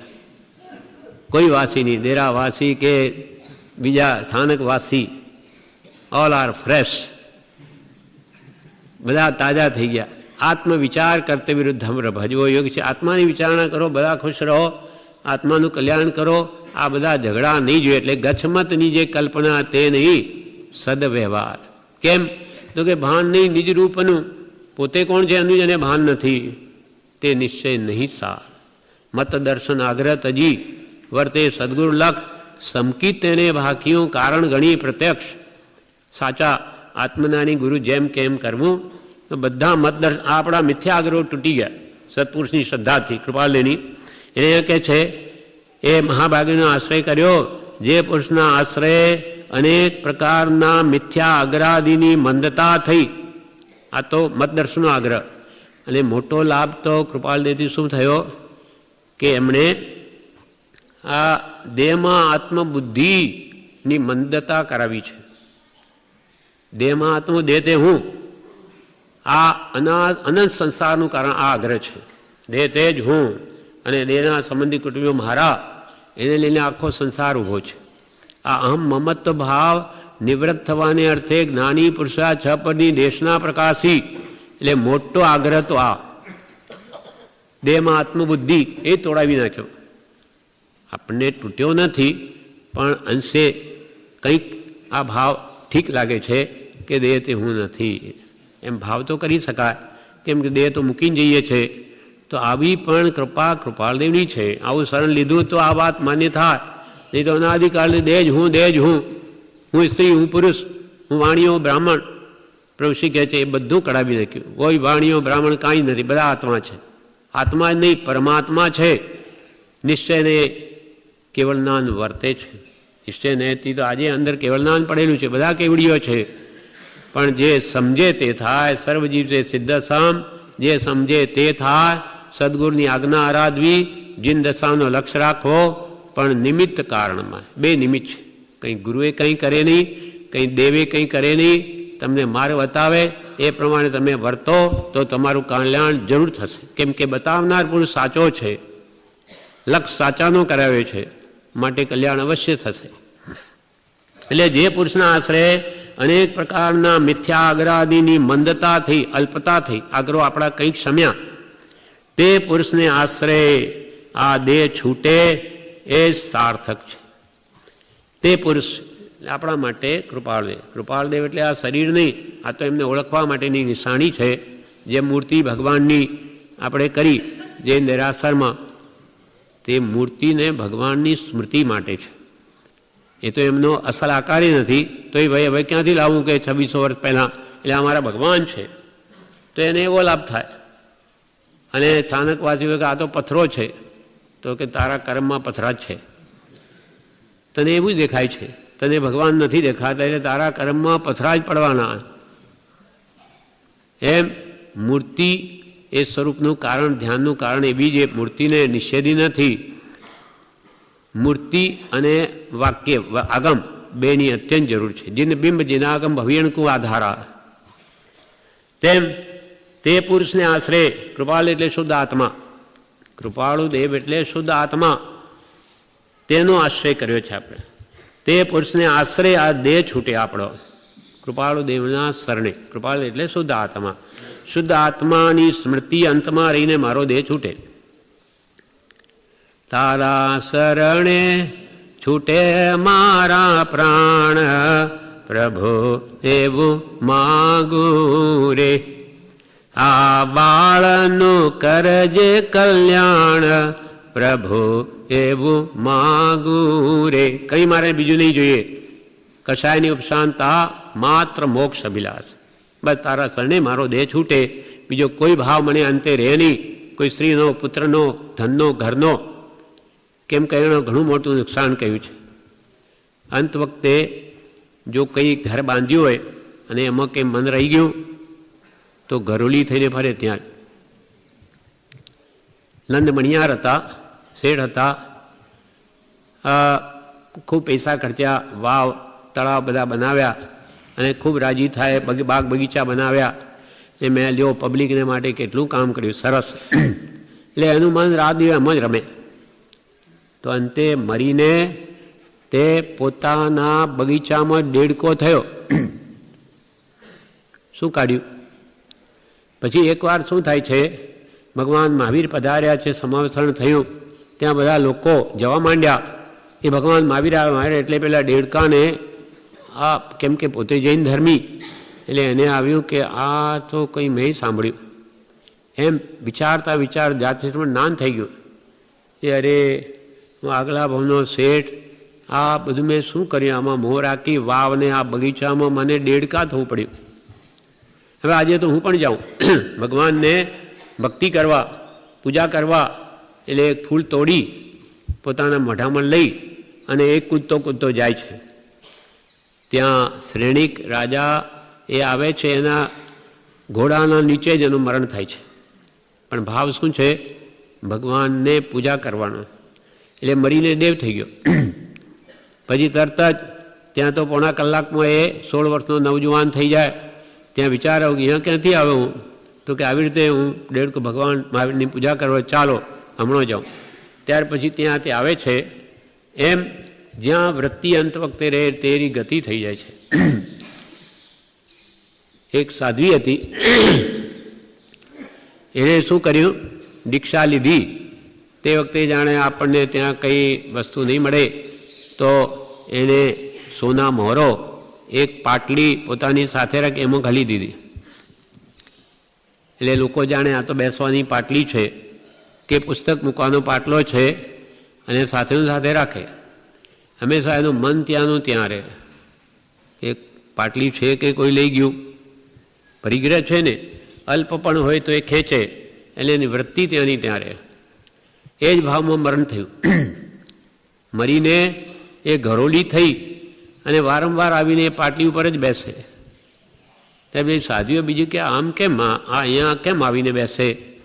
તે જ્ઞાની ગુરુને પૂછ્યું તો એણે કહ્યું, આગલા ભવની તમારી સાધ્વી તમારી સાથે રહેતી હતી, એણે આમાં મોહરો રાખેલી, એની વૃત્તિ આની આવી, મરતી વખતે એમાં રહી, એટલે મરીને આ ઘરોલી થઈ છે. હવે એના ઉપર બેસે છે. એટલે આ ઉપદેશ આપીને એને જાતિ સ્મરણ કરાવે છે ગુરુ, અને એનું કલ્યાણ થાય છે. પણ જ્યાં અંત વખતે આપણું મન રહે ત્યાં જ જન્મે છે. અથવા પૈસામાં મન હોય તો જ્યાં ધન દાટેલું હોય કોઈએ, ત્યાં પછી એકંદરી ઝાડ રૂપે થઈને એના મૂળિયા આમ વાળીને ત્યાં રહે.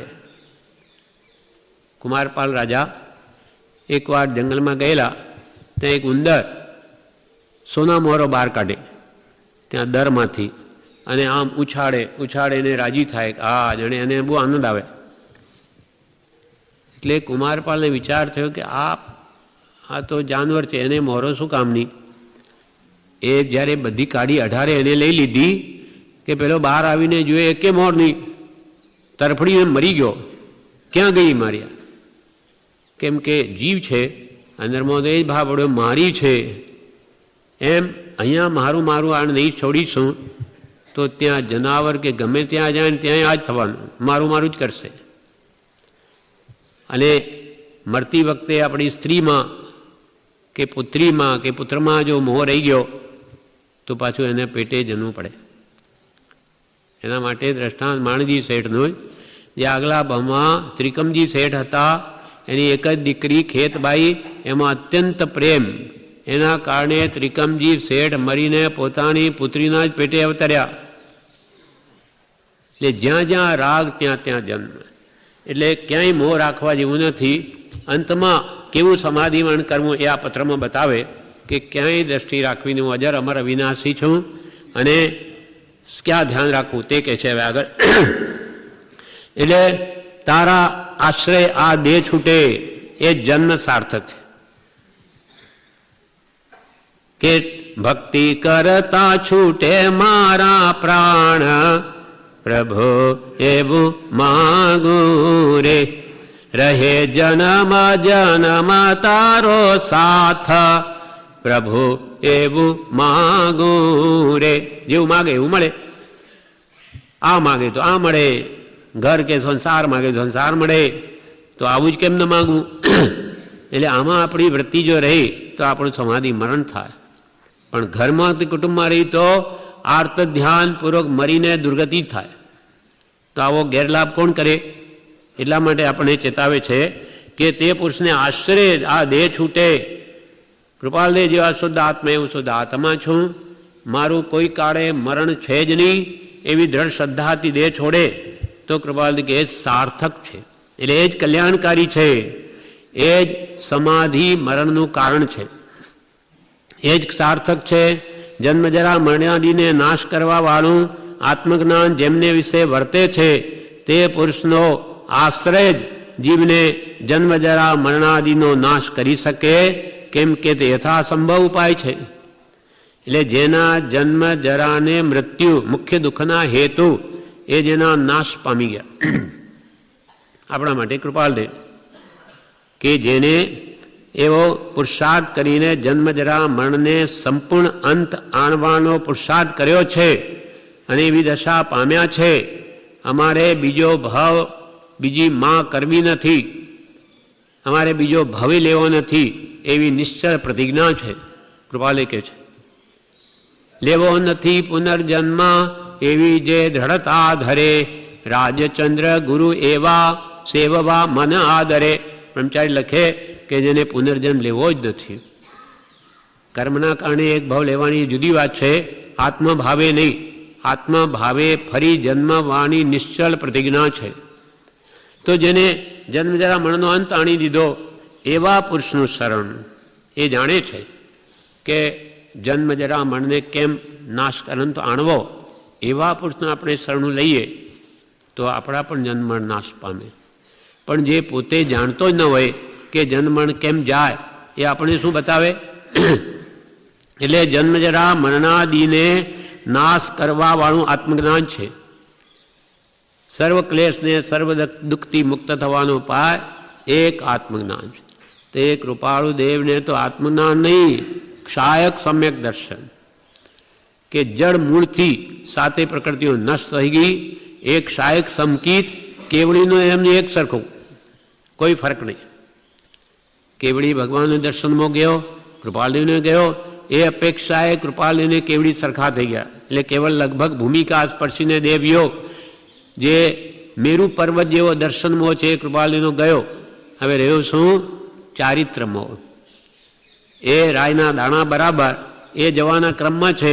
એટલે કે છે અમારાને વિતરાગમાં ભેદ ગણશો નહીં, ભેદા માત્ર પહેરણનો છે. એવી દશા જેની થઈ ગઈ. એટલે જન્મજરા મરણાદિને નાશ કરવા વાળું આત્મજ્ઞાન જેમને વિશે વર્તે છે તે પુરુષનો આશ્રય જ, એમનું શરણ જીવને જન્મજરા મરણાદિનો નાશ કરી શકે, કેમ કે તે યથાસંભવ ઉપાય છે. આ બિલકુલ રાઈટ ઇલાજ છે એનો, કે જેનો જે વૈદ્ય જેનો રોગ કેન્સર જેવો અસાધ્ય રોગ મટાડ્યો હોય એવા વૈદ્ય પાસે આપણે જઈને આપણો જન્મજરા મરણનો રોગ કાઢીએ, જેનો ગયો હોય તો આપણો પણ જાય. પણ જેને ખબર નથી, પોતાનું નથી કાઢી શકે, આપણું શું કાઢે? એમ કુગુરુને વળગી જ ન પડાય. એટલે પ્રભુશ્રી કહે છે એક આ પુરુષને વળગજો, ક્યાંય દ્રષ્ટિ રાખશો નહીં તો આના જવાબદાર અમે નથી, તમે જાણો. નવું નાવડું જોઈને કૂદી પડશો કે ભાઈ એના કરતો તો પેલાના અનુયાયી ઘણા છે, કેવી સિસ્ટમેટિક વાત છે બધી, એમ કરીને બીજાને વળગી પડશો તો પ્રભુ કે ડૂબી મળશો. આ સફરી જહાજમાં તમને બેસાડ્યા છે, લાંબા ટૂંકા કર્યા વગર બેસી રહો તો ઠેઠ પેલી પાર પહોંચી જશો. આની અમે જવાબદારી લઈએ છીએ, કેમ કે માર્ગ સાચો છે. માટે તે પુરુષનો આશ્રય જીવને જન્મજરા મરણાદિનો નાશ કરી શકે, કેમ કે તે યથાસંભવ ઉપાય છે. યથાસંભવ એટલે સહી, યથા યોગ્ય ઉપાય છે. યથા યોગ્ય ઉપાય છે એટલે આ આપણે જાણવું જરૂરી છે. તેમાં આપણું ડાપણ નહીં ચાલે. ભગવાને જેમ કેમ માનીશું તો જ કલ્યાણ છે. એના પર એક દ્રષ્ટાંત છે. એક બેરિસ્ટરને નદી પાર કરવી હતી. નાવમાં બેઠા પછી એ નાવિકને એ બેરિસ્ટરે વકીલે એમ પૂછ્યું કે અલ્યા તું કંઈ ભણ્યો છે કે નહીં? તો કે સાહેબ હું તો કંઈ નથી ભણ્યો. તો કે તારી 5 જિંદગી નકામી ગઈ. પણ લ્યા તને કંઈ વાંચતા આવડે છે અક્ષર?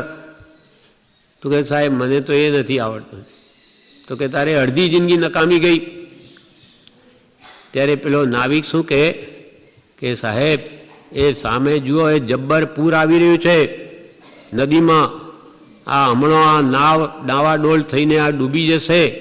તો તમને તરતા આવડે છે? તમને તરતા આવડે છે? તો એ બેરિસ્ટર કે ના મને તરતા તો નથી આવડતું. ત્યારે પેલો નાવિક કહે કે સાહેબ મારી તો અડધી ગઈ પણ તમારી તો આખી જાય છે. તમે ડૂબી મરવાના, કેમ કે તમને તરતા નથી આવડતું. એમ આ જીવ પોતાનું ડાપણ કૂટ્યા કરે, આનાથી કલ્યાણ આનાથી કલ્યાણ. નાની ગુરુ જાણે છે, એ ભલે ને ભણ્યો નથી પણ એની વિદ્યા તો જે નાવ ચલાવવાની છે, પાણીમાં તરવું કેમ એને આવડે છે. તેમ સાચા તારક આપણા માટે પરમ કૃપાળુ દેવ છે. એને શરણે લઈશું તો આપણે તરીશું. પછી ત્યાં આપણું ડાપણ જ કૂટ્યા કરીએ તો કે ડૂબી જ મરવાના છો. એમ આ યથાસંભવ ઉપાય છે કૃપાળુનું શરણ લેવું, કેમ કે એ પોતે જન્મ મરણથી મુક્ત થયા છે. માટે તે પુરુષનો આશ્રય જ જીવને જન્મજરા મરણાદિનો નાશ કરી શકે. આશ્રય એટલે શરણ એટલે આજ્ઞાધીન. પણ એ કેમ કરવું? આ માર્ગમાં આપણી ગમે એટલી હોશિયારી ધંધામાં હોય, આપણા કામમાં પ્રવીણ હોઈએ, પણ આમાં મીંડું જીરો, આ બાબતમાં આપણું નહીં ચાલે. એમાં તો જે માર્ગનો ભૂમિયો હોય તેનું જ કયા પ્રમાણે કરવું પડે. જેમ કે એક જંગલમાં કોઈ કારણસર આપણે ભૂલા પડ્યા હોઈએ અને ત્યાં જોઈએ કે કોઈ રસ્તો બતાવનાર ને શું કરીએ, ક્યાં આવી ગયા?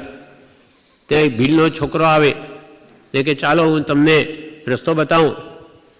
ત્યાં પછી આપણે એમ કહીએ કે આ ભીલનો વળી છોકરો, એક તો ભીલ એટલે એનું આ બાળક, એ મને રસ્તો બતાવે અને હું એના કયા પ્રમાણે ચાલું? નહીં બને. તો શું થાય? રખડી મરો અહીંયા જંગલમાં ભટકો અને કોઈ જનાવર તમને ખાઈ જશે. ત્યાં તો ભીલનો છોકરો હોય એ જેમ કહે તેમ કરીએ તો જ આપણે માર્ગ મળે. તેમ આમાં આ માર્ગમાં જ્ઞાની પુરુષો જ્યાં જાણે છે મોક્ષનો માર્ગ કેમ છે, આ સર્વ દુઃખથી કેમ છૂટવું. એટલે કૃપાલદેવ આપણા માટે જે કેમ કરીએ તો સ્પષ્ટ માર્ગદર્શન છે. પછી એમાં પોતાની હોશિયારી નહીં લગાડવાની કે હું તો કેટલો હોશિયાર, ત્યાં કેટલો પંકાવું છું મારા ધંધામાં કે વ્યવહારમાં. અહીંયા તો દાસ થઈને રહે એનું જ કામ છે. મોટા ચક્રવર્તીઓ જેવા પણ ભગવાન પાસે આવે, ગુરુ પાસે, ત્યારે બધું છોડી દઉં, હું તો આપનો દાસ છું, હું દાસ છું, ત્યારે કામ થાય. એટલે તે પુરુષનો આશ્રય જીવને જન્મજરા મરણાદિનો નાશ કરી શકે, કેમ કે તે યથાસંભવ ઉપાય છે. સંયોગ સંબંધે આ દેહ પ્રત્યે આ જીવને જે પ્રારબ્ધ હશે તે વ્યતીત થયે તે દેહનો પ્રસંગ નિવૃત્ત થશે. આ દેહ સંયોગે ના સંયોગ સંબંધે આ દેહ પ્રત્યે, આ દેહ આપણને મળ્યો એમાં જેટલું રહેવાનું આયુષ્ય હશે તે, અથવા આ દેહ વડે જે સ્ત્રી પુત્રાદિ ધનાદિનો જે સંયોગ થયો છે એ જેટલો રહેવાનો હશે એટલો જ રહેશે, નથી વધારે રહી શકે ધારીએ તોય, અને અંતમાં જવાનું જ, છૂટી જ જવાનું, કેમ કે સંયોગ છે માટે એનો વિયોગ નિશ્ચિત છે. એટલે કૃપાલુ કહે સંયોગ સંબંધે આ દેહ પ્રત્યે, જે ધન કુટુંબાદિનો સંયોગ, આ દેહ પ્રત્યે આ જીવને જે પ્રારબ્ધ હશે, જે પ્રારબ્ધ આપણે જેવું બાંધીને આવ્યા તેટલું જ મળવાનું છે, તેટલા જીવો સાથે સંયોગ થવાનો છે. પણ એ ઋણાનુબંધ છે, અને બ્રહ્મચારી તો કે એ બધા લફરા વળગ્યા છે. પૂર્વે બાંધ્યા કર્મ એટલે એક તો આ શરીરરૂપી કેદમાં પૂર્યો અને એમાં ઉપાધિ આપી, આ બધી કર જંજાળ, પણ હવે મારે નથી જોઈતી આ, એવો ભાવ કરે તો એમ થાય. એટલે સંયોગ સંબંધે આ દેહ પ્રત્યે આ જીવને જે પ્રારબ્ધ હશે તે વ્યતીત થયે તે દેહનો પ્રસંગ નિવૃત્ત થશે. આપણું જે ઋણાનુબંધ પૂરું થઈ જશે, આપણો દેહ છૂટી જશે, પછી કુટુંબ અહીંયા જ રહેશે, ધન પણ અહીંયા જ રહેશે, એકલા જ ચાલ્યા જઈશું, તેમાં કોઈ આગુ પાછું કરી શકે નહીં. એટલે કૃપાલ કે બસ સંયોગ સંબંધ જાણો, પૂરો થાય ત્યારે કાં તમારે પહેલાં જવાનું કાં કુટુંબીઓને, પણ બેનો વિયોગ નિશ્ચિત જ છે, જવાનું જ છે, કાયમ સાથે નહીં રહેવાય, અથવા બે સાથે ન જવાય. ધણી ધણિયાણી હોય પણ એક સાથે એક્સિડન્ટ થઈ ગયો હોય તો બે સાથે જાય, બાકી તો નહીં બને. આમનો આમ સાથે લઈ જવો નહીં જાય. મારે તો કે ભાઈ કૃપાલે લખ્યું ને સ્ત્રી આદિ કેટલા એનો વિયોગ થયા, અનંત કાળ પણ થઈ ગયો, એના વગર નહીં જીવી શકું, એવા કેટલાક સ્ત્રીયાદિક પદાર્થો તેનો વિયોગ થયા, અનંત કાળ પણ થઈ ગયો, છતાં જીવાયું, એ કંઈ થોડું આશ્ચર્યકારક છે. એટલે આ સંયોગનો કે છે પહેલાંથી મનમાં એવો દ્રઢ કરી લેવો, આ વિયોગ નિશ્ચિત જ છે, તો પછી આપણને અંત વખતે દુઃખ નહીં થાય. સંયોગ સંબંધે આ દેહ પ્રત્યે આ જીવને જે પ્રારબ્ધ હશે તે વ્યતીત થયે તે તેનો પ્રસંગ નિવૃત્ત થશે, તેનો ગમે ત્યારે વિયોગ નિશ્ચય છે, નક્કી જ દેહ છૂટવાનો. ઋષભાદિ પુરુષો પણ કૃપાલે કે છે આ દેહને નહીં રાખી શક્યા, તો તું પામર ક્યાંથી એને મેં રાખી શકીશ. એને પત્રાંક 780 કે છે પરમ યોગી એવા શ્રી ઋષભાદિ પુરુષો પણ જે દેહને રાખી શક્યા નથી, તે દેહમાં એક વિશેષપણું રહ્યું છે કે તેનો સંબંધ વર્તે ત્યાં સુધીમાં, કે આ દેહ છે ને ત્યાં સુધી કૃપાલ કે એક કામ કરી લો, આ દેહનો સંબંધ વર્તે ત્યાં સુધીમાં જીવે શું કરવું, અસંગપણું નિર્મોહીપણું કરી લઈ અબાધ્ય અનુભવ સ્વરૂપ એવું નિજ સ્વરૂપ જાણી બીજા સર્વભાવ પ્રત્યેથી વ્યાવ્ર છૂટા થવું, કે જેથી ફરી જન્મ મરણનો ફેરો ન રહે. તે દેહ છોડતી વખતે જેટલા અંશે અસંગપણું નિર્મોહીપણું યથાર્થ સમરસપણું રહે છે તેટલું મોક્ષપદ નજીક છે, એમ પરમ જ્ઞાની પુરુષનો નિશ્ચય છે. આપણે કે આ દેહ છે ને ત્યાં સુધી કે તમે એક કામ કરી લો, અસંગ થઈ જાઓ, વિચારથી ભાવથી, મારું કોઈ નથી, બધા સંગ પ્રસંગ છોડવા માંડો, મનથી છોડો, દ્રવ્યથી છોડો તો બહુ સારું, અને નિર્મોહી થઈ જાઓ, હું કોઈનો નથી, કોઈ મારું નથી, એવો અંતરથી આ ભાવના ભાવો અને સંભાવમાં આવો તો કે છે મોક્ષપદ નજીક છે, એમ પરમ જ્ઞાની પુરુષોનું કહેવું છે. અને અંતમાં 780 પત્રમાં કૃપાલય કહે છે આ દેહે કરવા યોગ્ય કાર્ય તો એક જ છે કે કોઈ પ્રત્યે રાગ અથવા કોઈ પ્રત્યે કિંચિત માત્ર દ્વેષ ન રહે, સર્વત્ર સમદશા વર્તે, એ જ કલ્યાણનો મુખ્ય નિશ્ચય છે. તમારે કલ્યાણ કરવું તો આ નિશ્ચય કરો કે મારે કોઈ પ્રત્યે રાગ કરવો નથી, છે બધું જ છે આજે, પણ એ કેમ ઘટે ઓછા થાય એવો લક્ષ્ય રાખે તો જ કામ થશે. નહીં તો અંત વખતે રાગ કે મોહ બધા નડવાના આપણને, અને તે વખતે આપણને ઘણું બળ કરવું પડશે, અને નહીં બળ કર્યું તો વૃત્તિ ખેંચાઈ જશે. પ્રભુશ્રીએ એક દ્રષ્ટાંત આપ્યું છે કે એક સાધુ મુનિ હતા, તે જે બોલે એ સત્ય પડતું, ઉપદેશામૃતમાં છે. તો એમને શિષ્યોને એમ કહ્યું કે અંત વખતે મારું મરણ થશે ત્યારે વાજા વાગશે.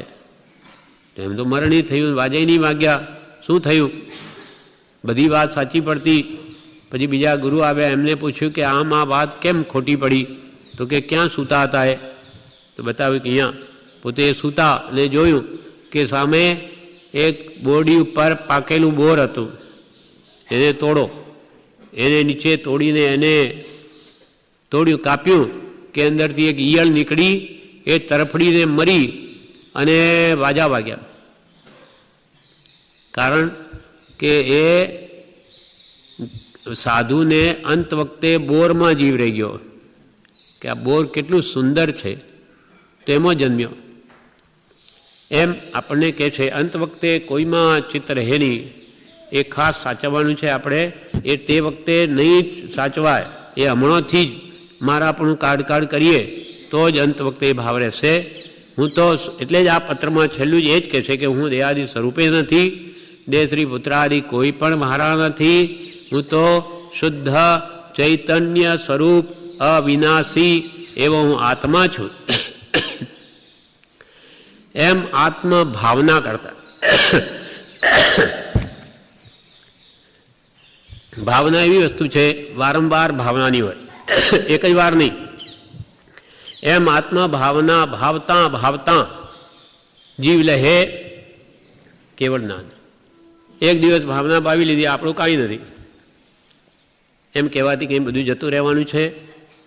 પણ રોજે આ ભાવના ભાવે એટલે સવાર સાંજ બે ટાઈમ આપણે આ પત્ર બોલીએ છીએ ભક્તિમાં. એટલે એમાં શું કહ્યું કે જે પ્રારબ્ધ હશે આપણો તે સંયોગ સંબંધે આ દેહ પ્રત્યે આ જીવને જે પ્રારબ્ધ છે તે વ્યતીત થયે તે દિનો પ્રસંગ નિવૃત્ત થશે, તેનો ગમે ત્યારે વિયોગ નિશ્ચય છે. ગમે ત્યારે આ શરીરનો વિયોગ થવાનો જ છે, પણ આશ્રયપૂર્વક દેહ છૂટે એ જન્મ સાર્થક છે. અનંતવાર મરણ થયા છે, પણ આ મરણ તો આપણે નાની પુરુષના શરણ સહિત કરવું છે. અનંતવાર આ દેહને અર્થે આત્મા ગાળ્યો છે. એક દેહ જો આત્મા અર્થે ગળાય તો અનંત ભવનું સાટું વળી રહેશે, એમ કૃપાળદેવ કહે છે. એટલે અનંત ભવ તો ગયા આ દેહ માટે, હવે આ ભવ તો આત્મા અર્થે જ ગાળવું, એવો નિશ્ચય આપણે આપણા અંતરમાં દરેકને કરવાનો છે. કેમ કે જેવો નિર્ણય કરીએ ને તે પ્રમાણે પછી આપણી વર્તના થાય. પૈસા કમાવાનો નિર્ણય કરીએ તો પછી તેમાં આપણે શું કરવું, શું લાઈન લેવી, આમાં મન દોડે. તે મારે આત્મકલ્યાણ તો કરવું જ છે, સમાધિ મરણ કરવું જ છે, તો પછી એના ઉપાય શોધે. કેમ થાય? તો એ પણ રસ્તો મળે, શોધે અને મળી આવે. એમ અહીંયા કહે છે પણ આશ્રયપૂર્વક દેહ છૂટે એ જન્મ સાર્થક છે કે જે આશ્રયને પામીને જીવ તે ભવે અથવા ભાવિ એવા થોડા કાળે પણ સ્વસ્વરૂપમાં સ્થિતિ કરે. આવા જ્ઞાની પુરુષના શરણ સહિત દેહ ત્યાગ કરે તો તે ભવે, તે જ ભમાં, કે સુકુમાર જેવા તે જ ભમાં આશ્રય ગ્રહણ કર્યો નેમિનાથ ભગવાનનો. મારે તો આ જ ભવે મોક્ષ જોઈએ. કેટલા ભાવ બાકી? 1000 ભાવ લેવા પડે એટલા કર્મ બાકી. પ્રભુ મારે તો એક ભાવ બી નહીં પાલે, મને રસ્તો બતાવો. તો કે જાઓ શમશાનો ઉભા રહો ધ્યાનમાં.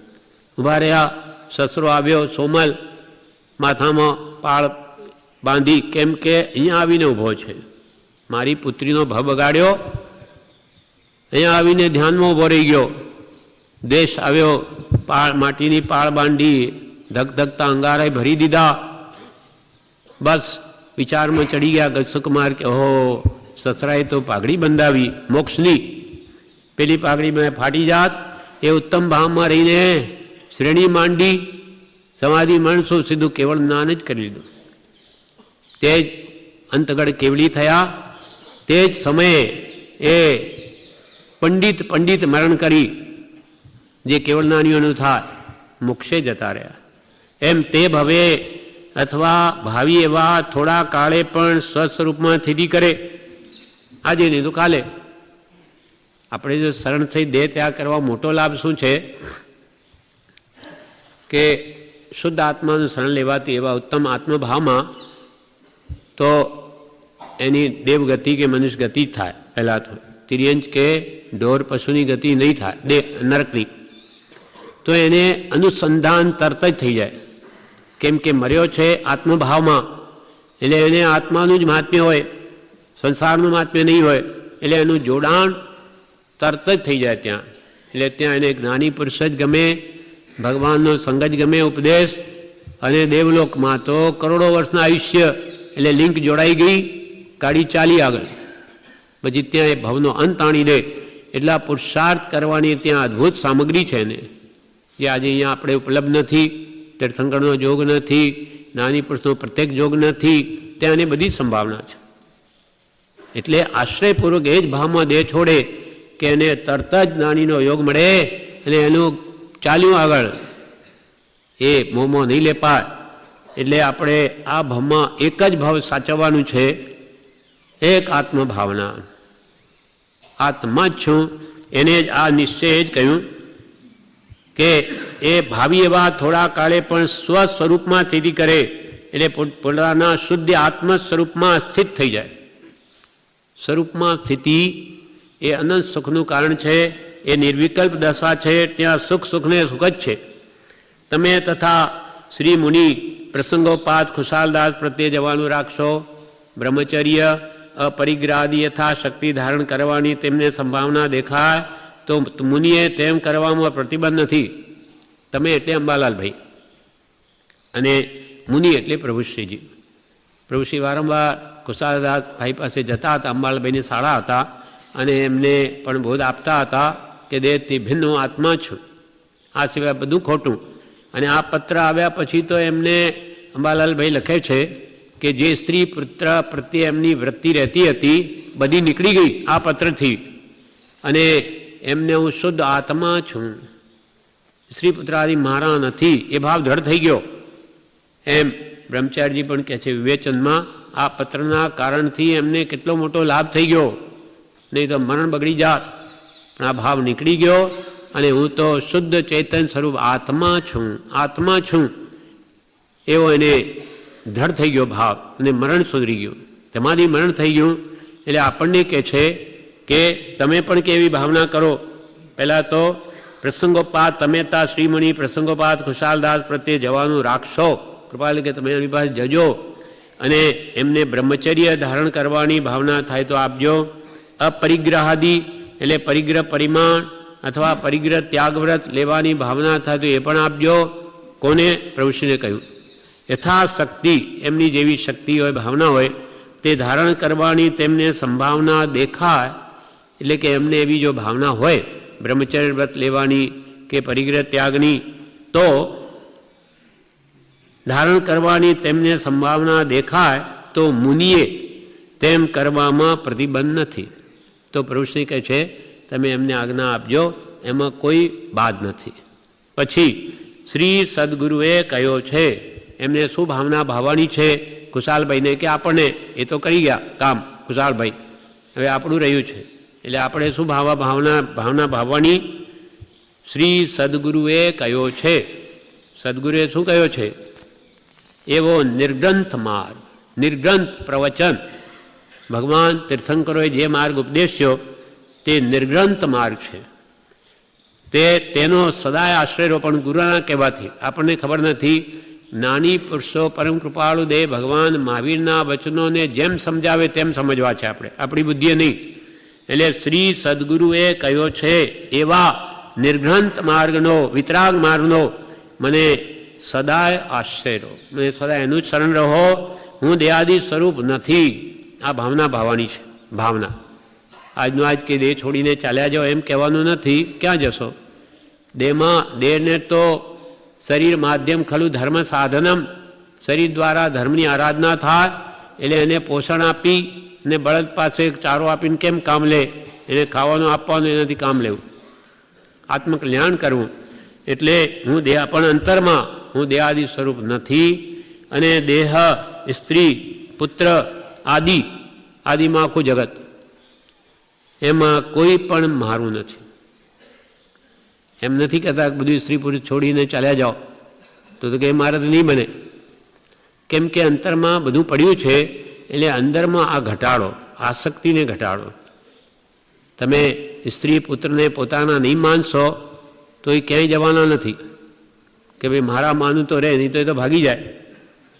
ક્યાંય જવાના નથી. સ્ત્રીએ સ્ત્રી જ રહેવાની છે, પુત્રે પુત્ર જ રહેવાના છે.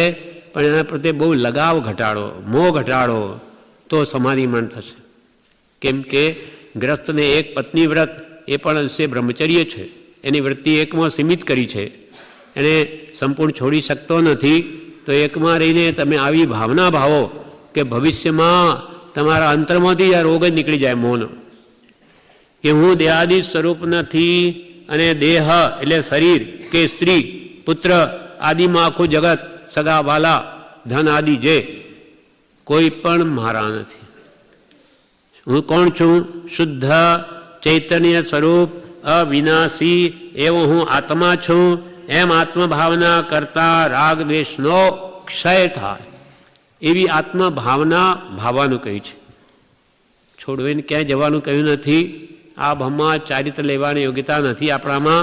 આવી આત્મભાવના ભાવો ના કૃપાળ કે તો તમારું કામ થઈ જશે. પૂર્વમાં ભાવી ત્યારે આ દશા થઈ, હવે તો કેવળ નાની ભાવના ભાવો તો એ પ્રાપ્તિ થશે. એટલે ભાવો પણ ભાવના ભાવવાની તો જ થાય. એટલે આપણને રોજ રાત્રે 4 દિવસ આત્મ ભાવના ભાવો 5 માળા વણાવે. આત્મ ભાવના ભાવતા જીવ લહે કેવળ નાન રે, એટલે દ્રઢ કરાવે, એમ હેમરિંગ ઠોક્યા કરે. આત્મ ભાવના કેમ કે આ સંસારની જ ભાવના ભાવે છે. તો એમ કરતાં તું કેવળ નાનને પામીશ, તારા રાગ દ્વેષનો અંત આવી જશે. અને જે સમયે રાગ દ્વેષ ગયા તે વખતે તું ગમે તે દેશમાં, ગમે તે વેશમાં, ગમે તે જાતિમાં, ગમે તે સ્થાને તું હોઈશ, તારો મોક્ષ નિશ્ચિત છે.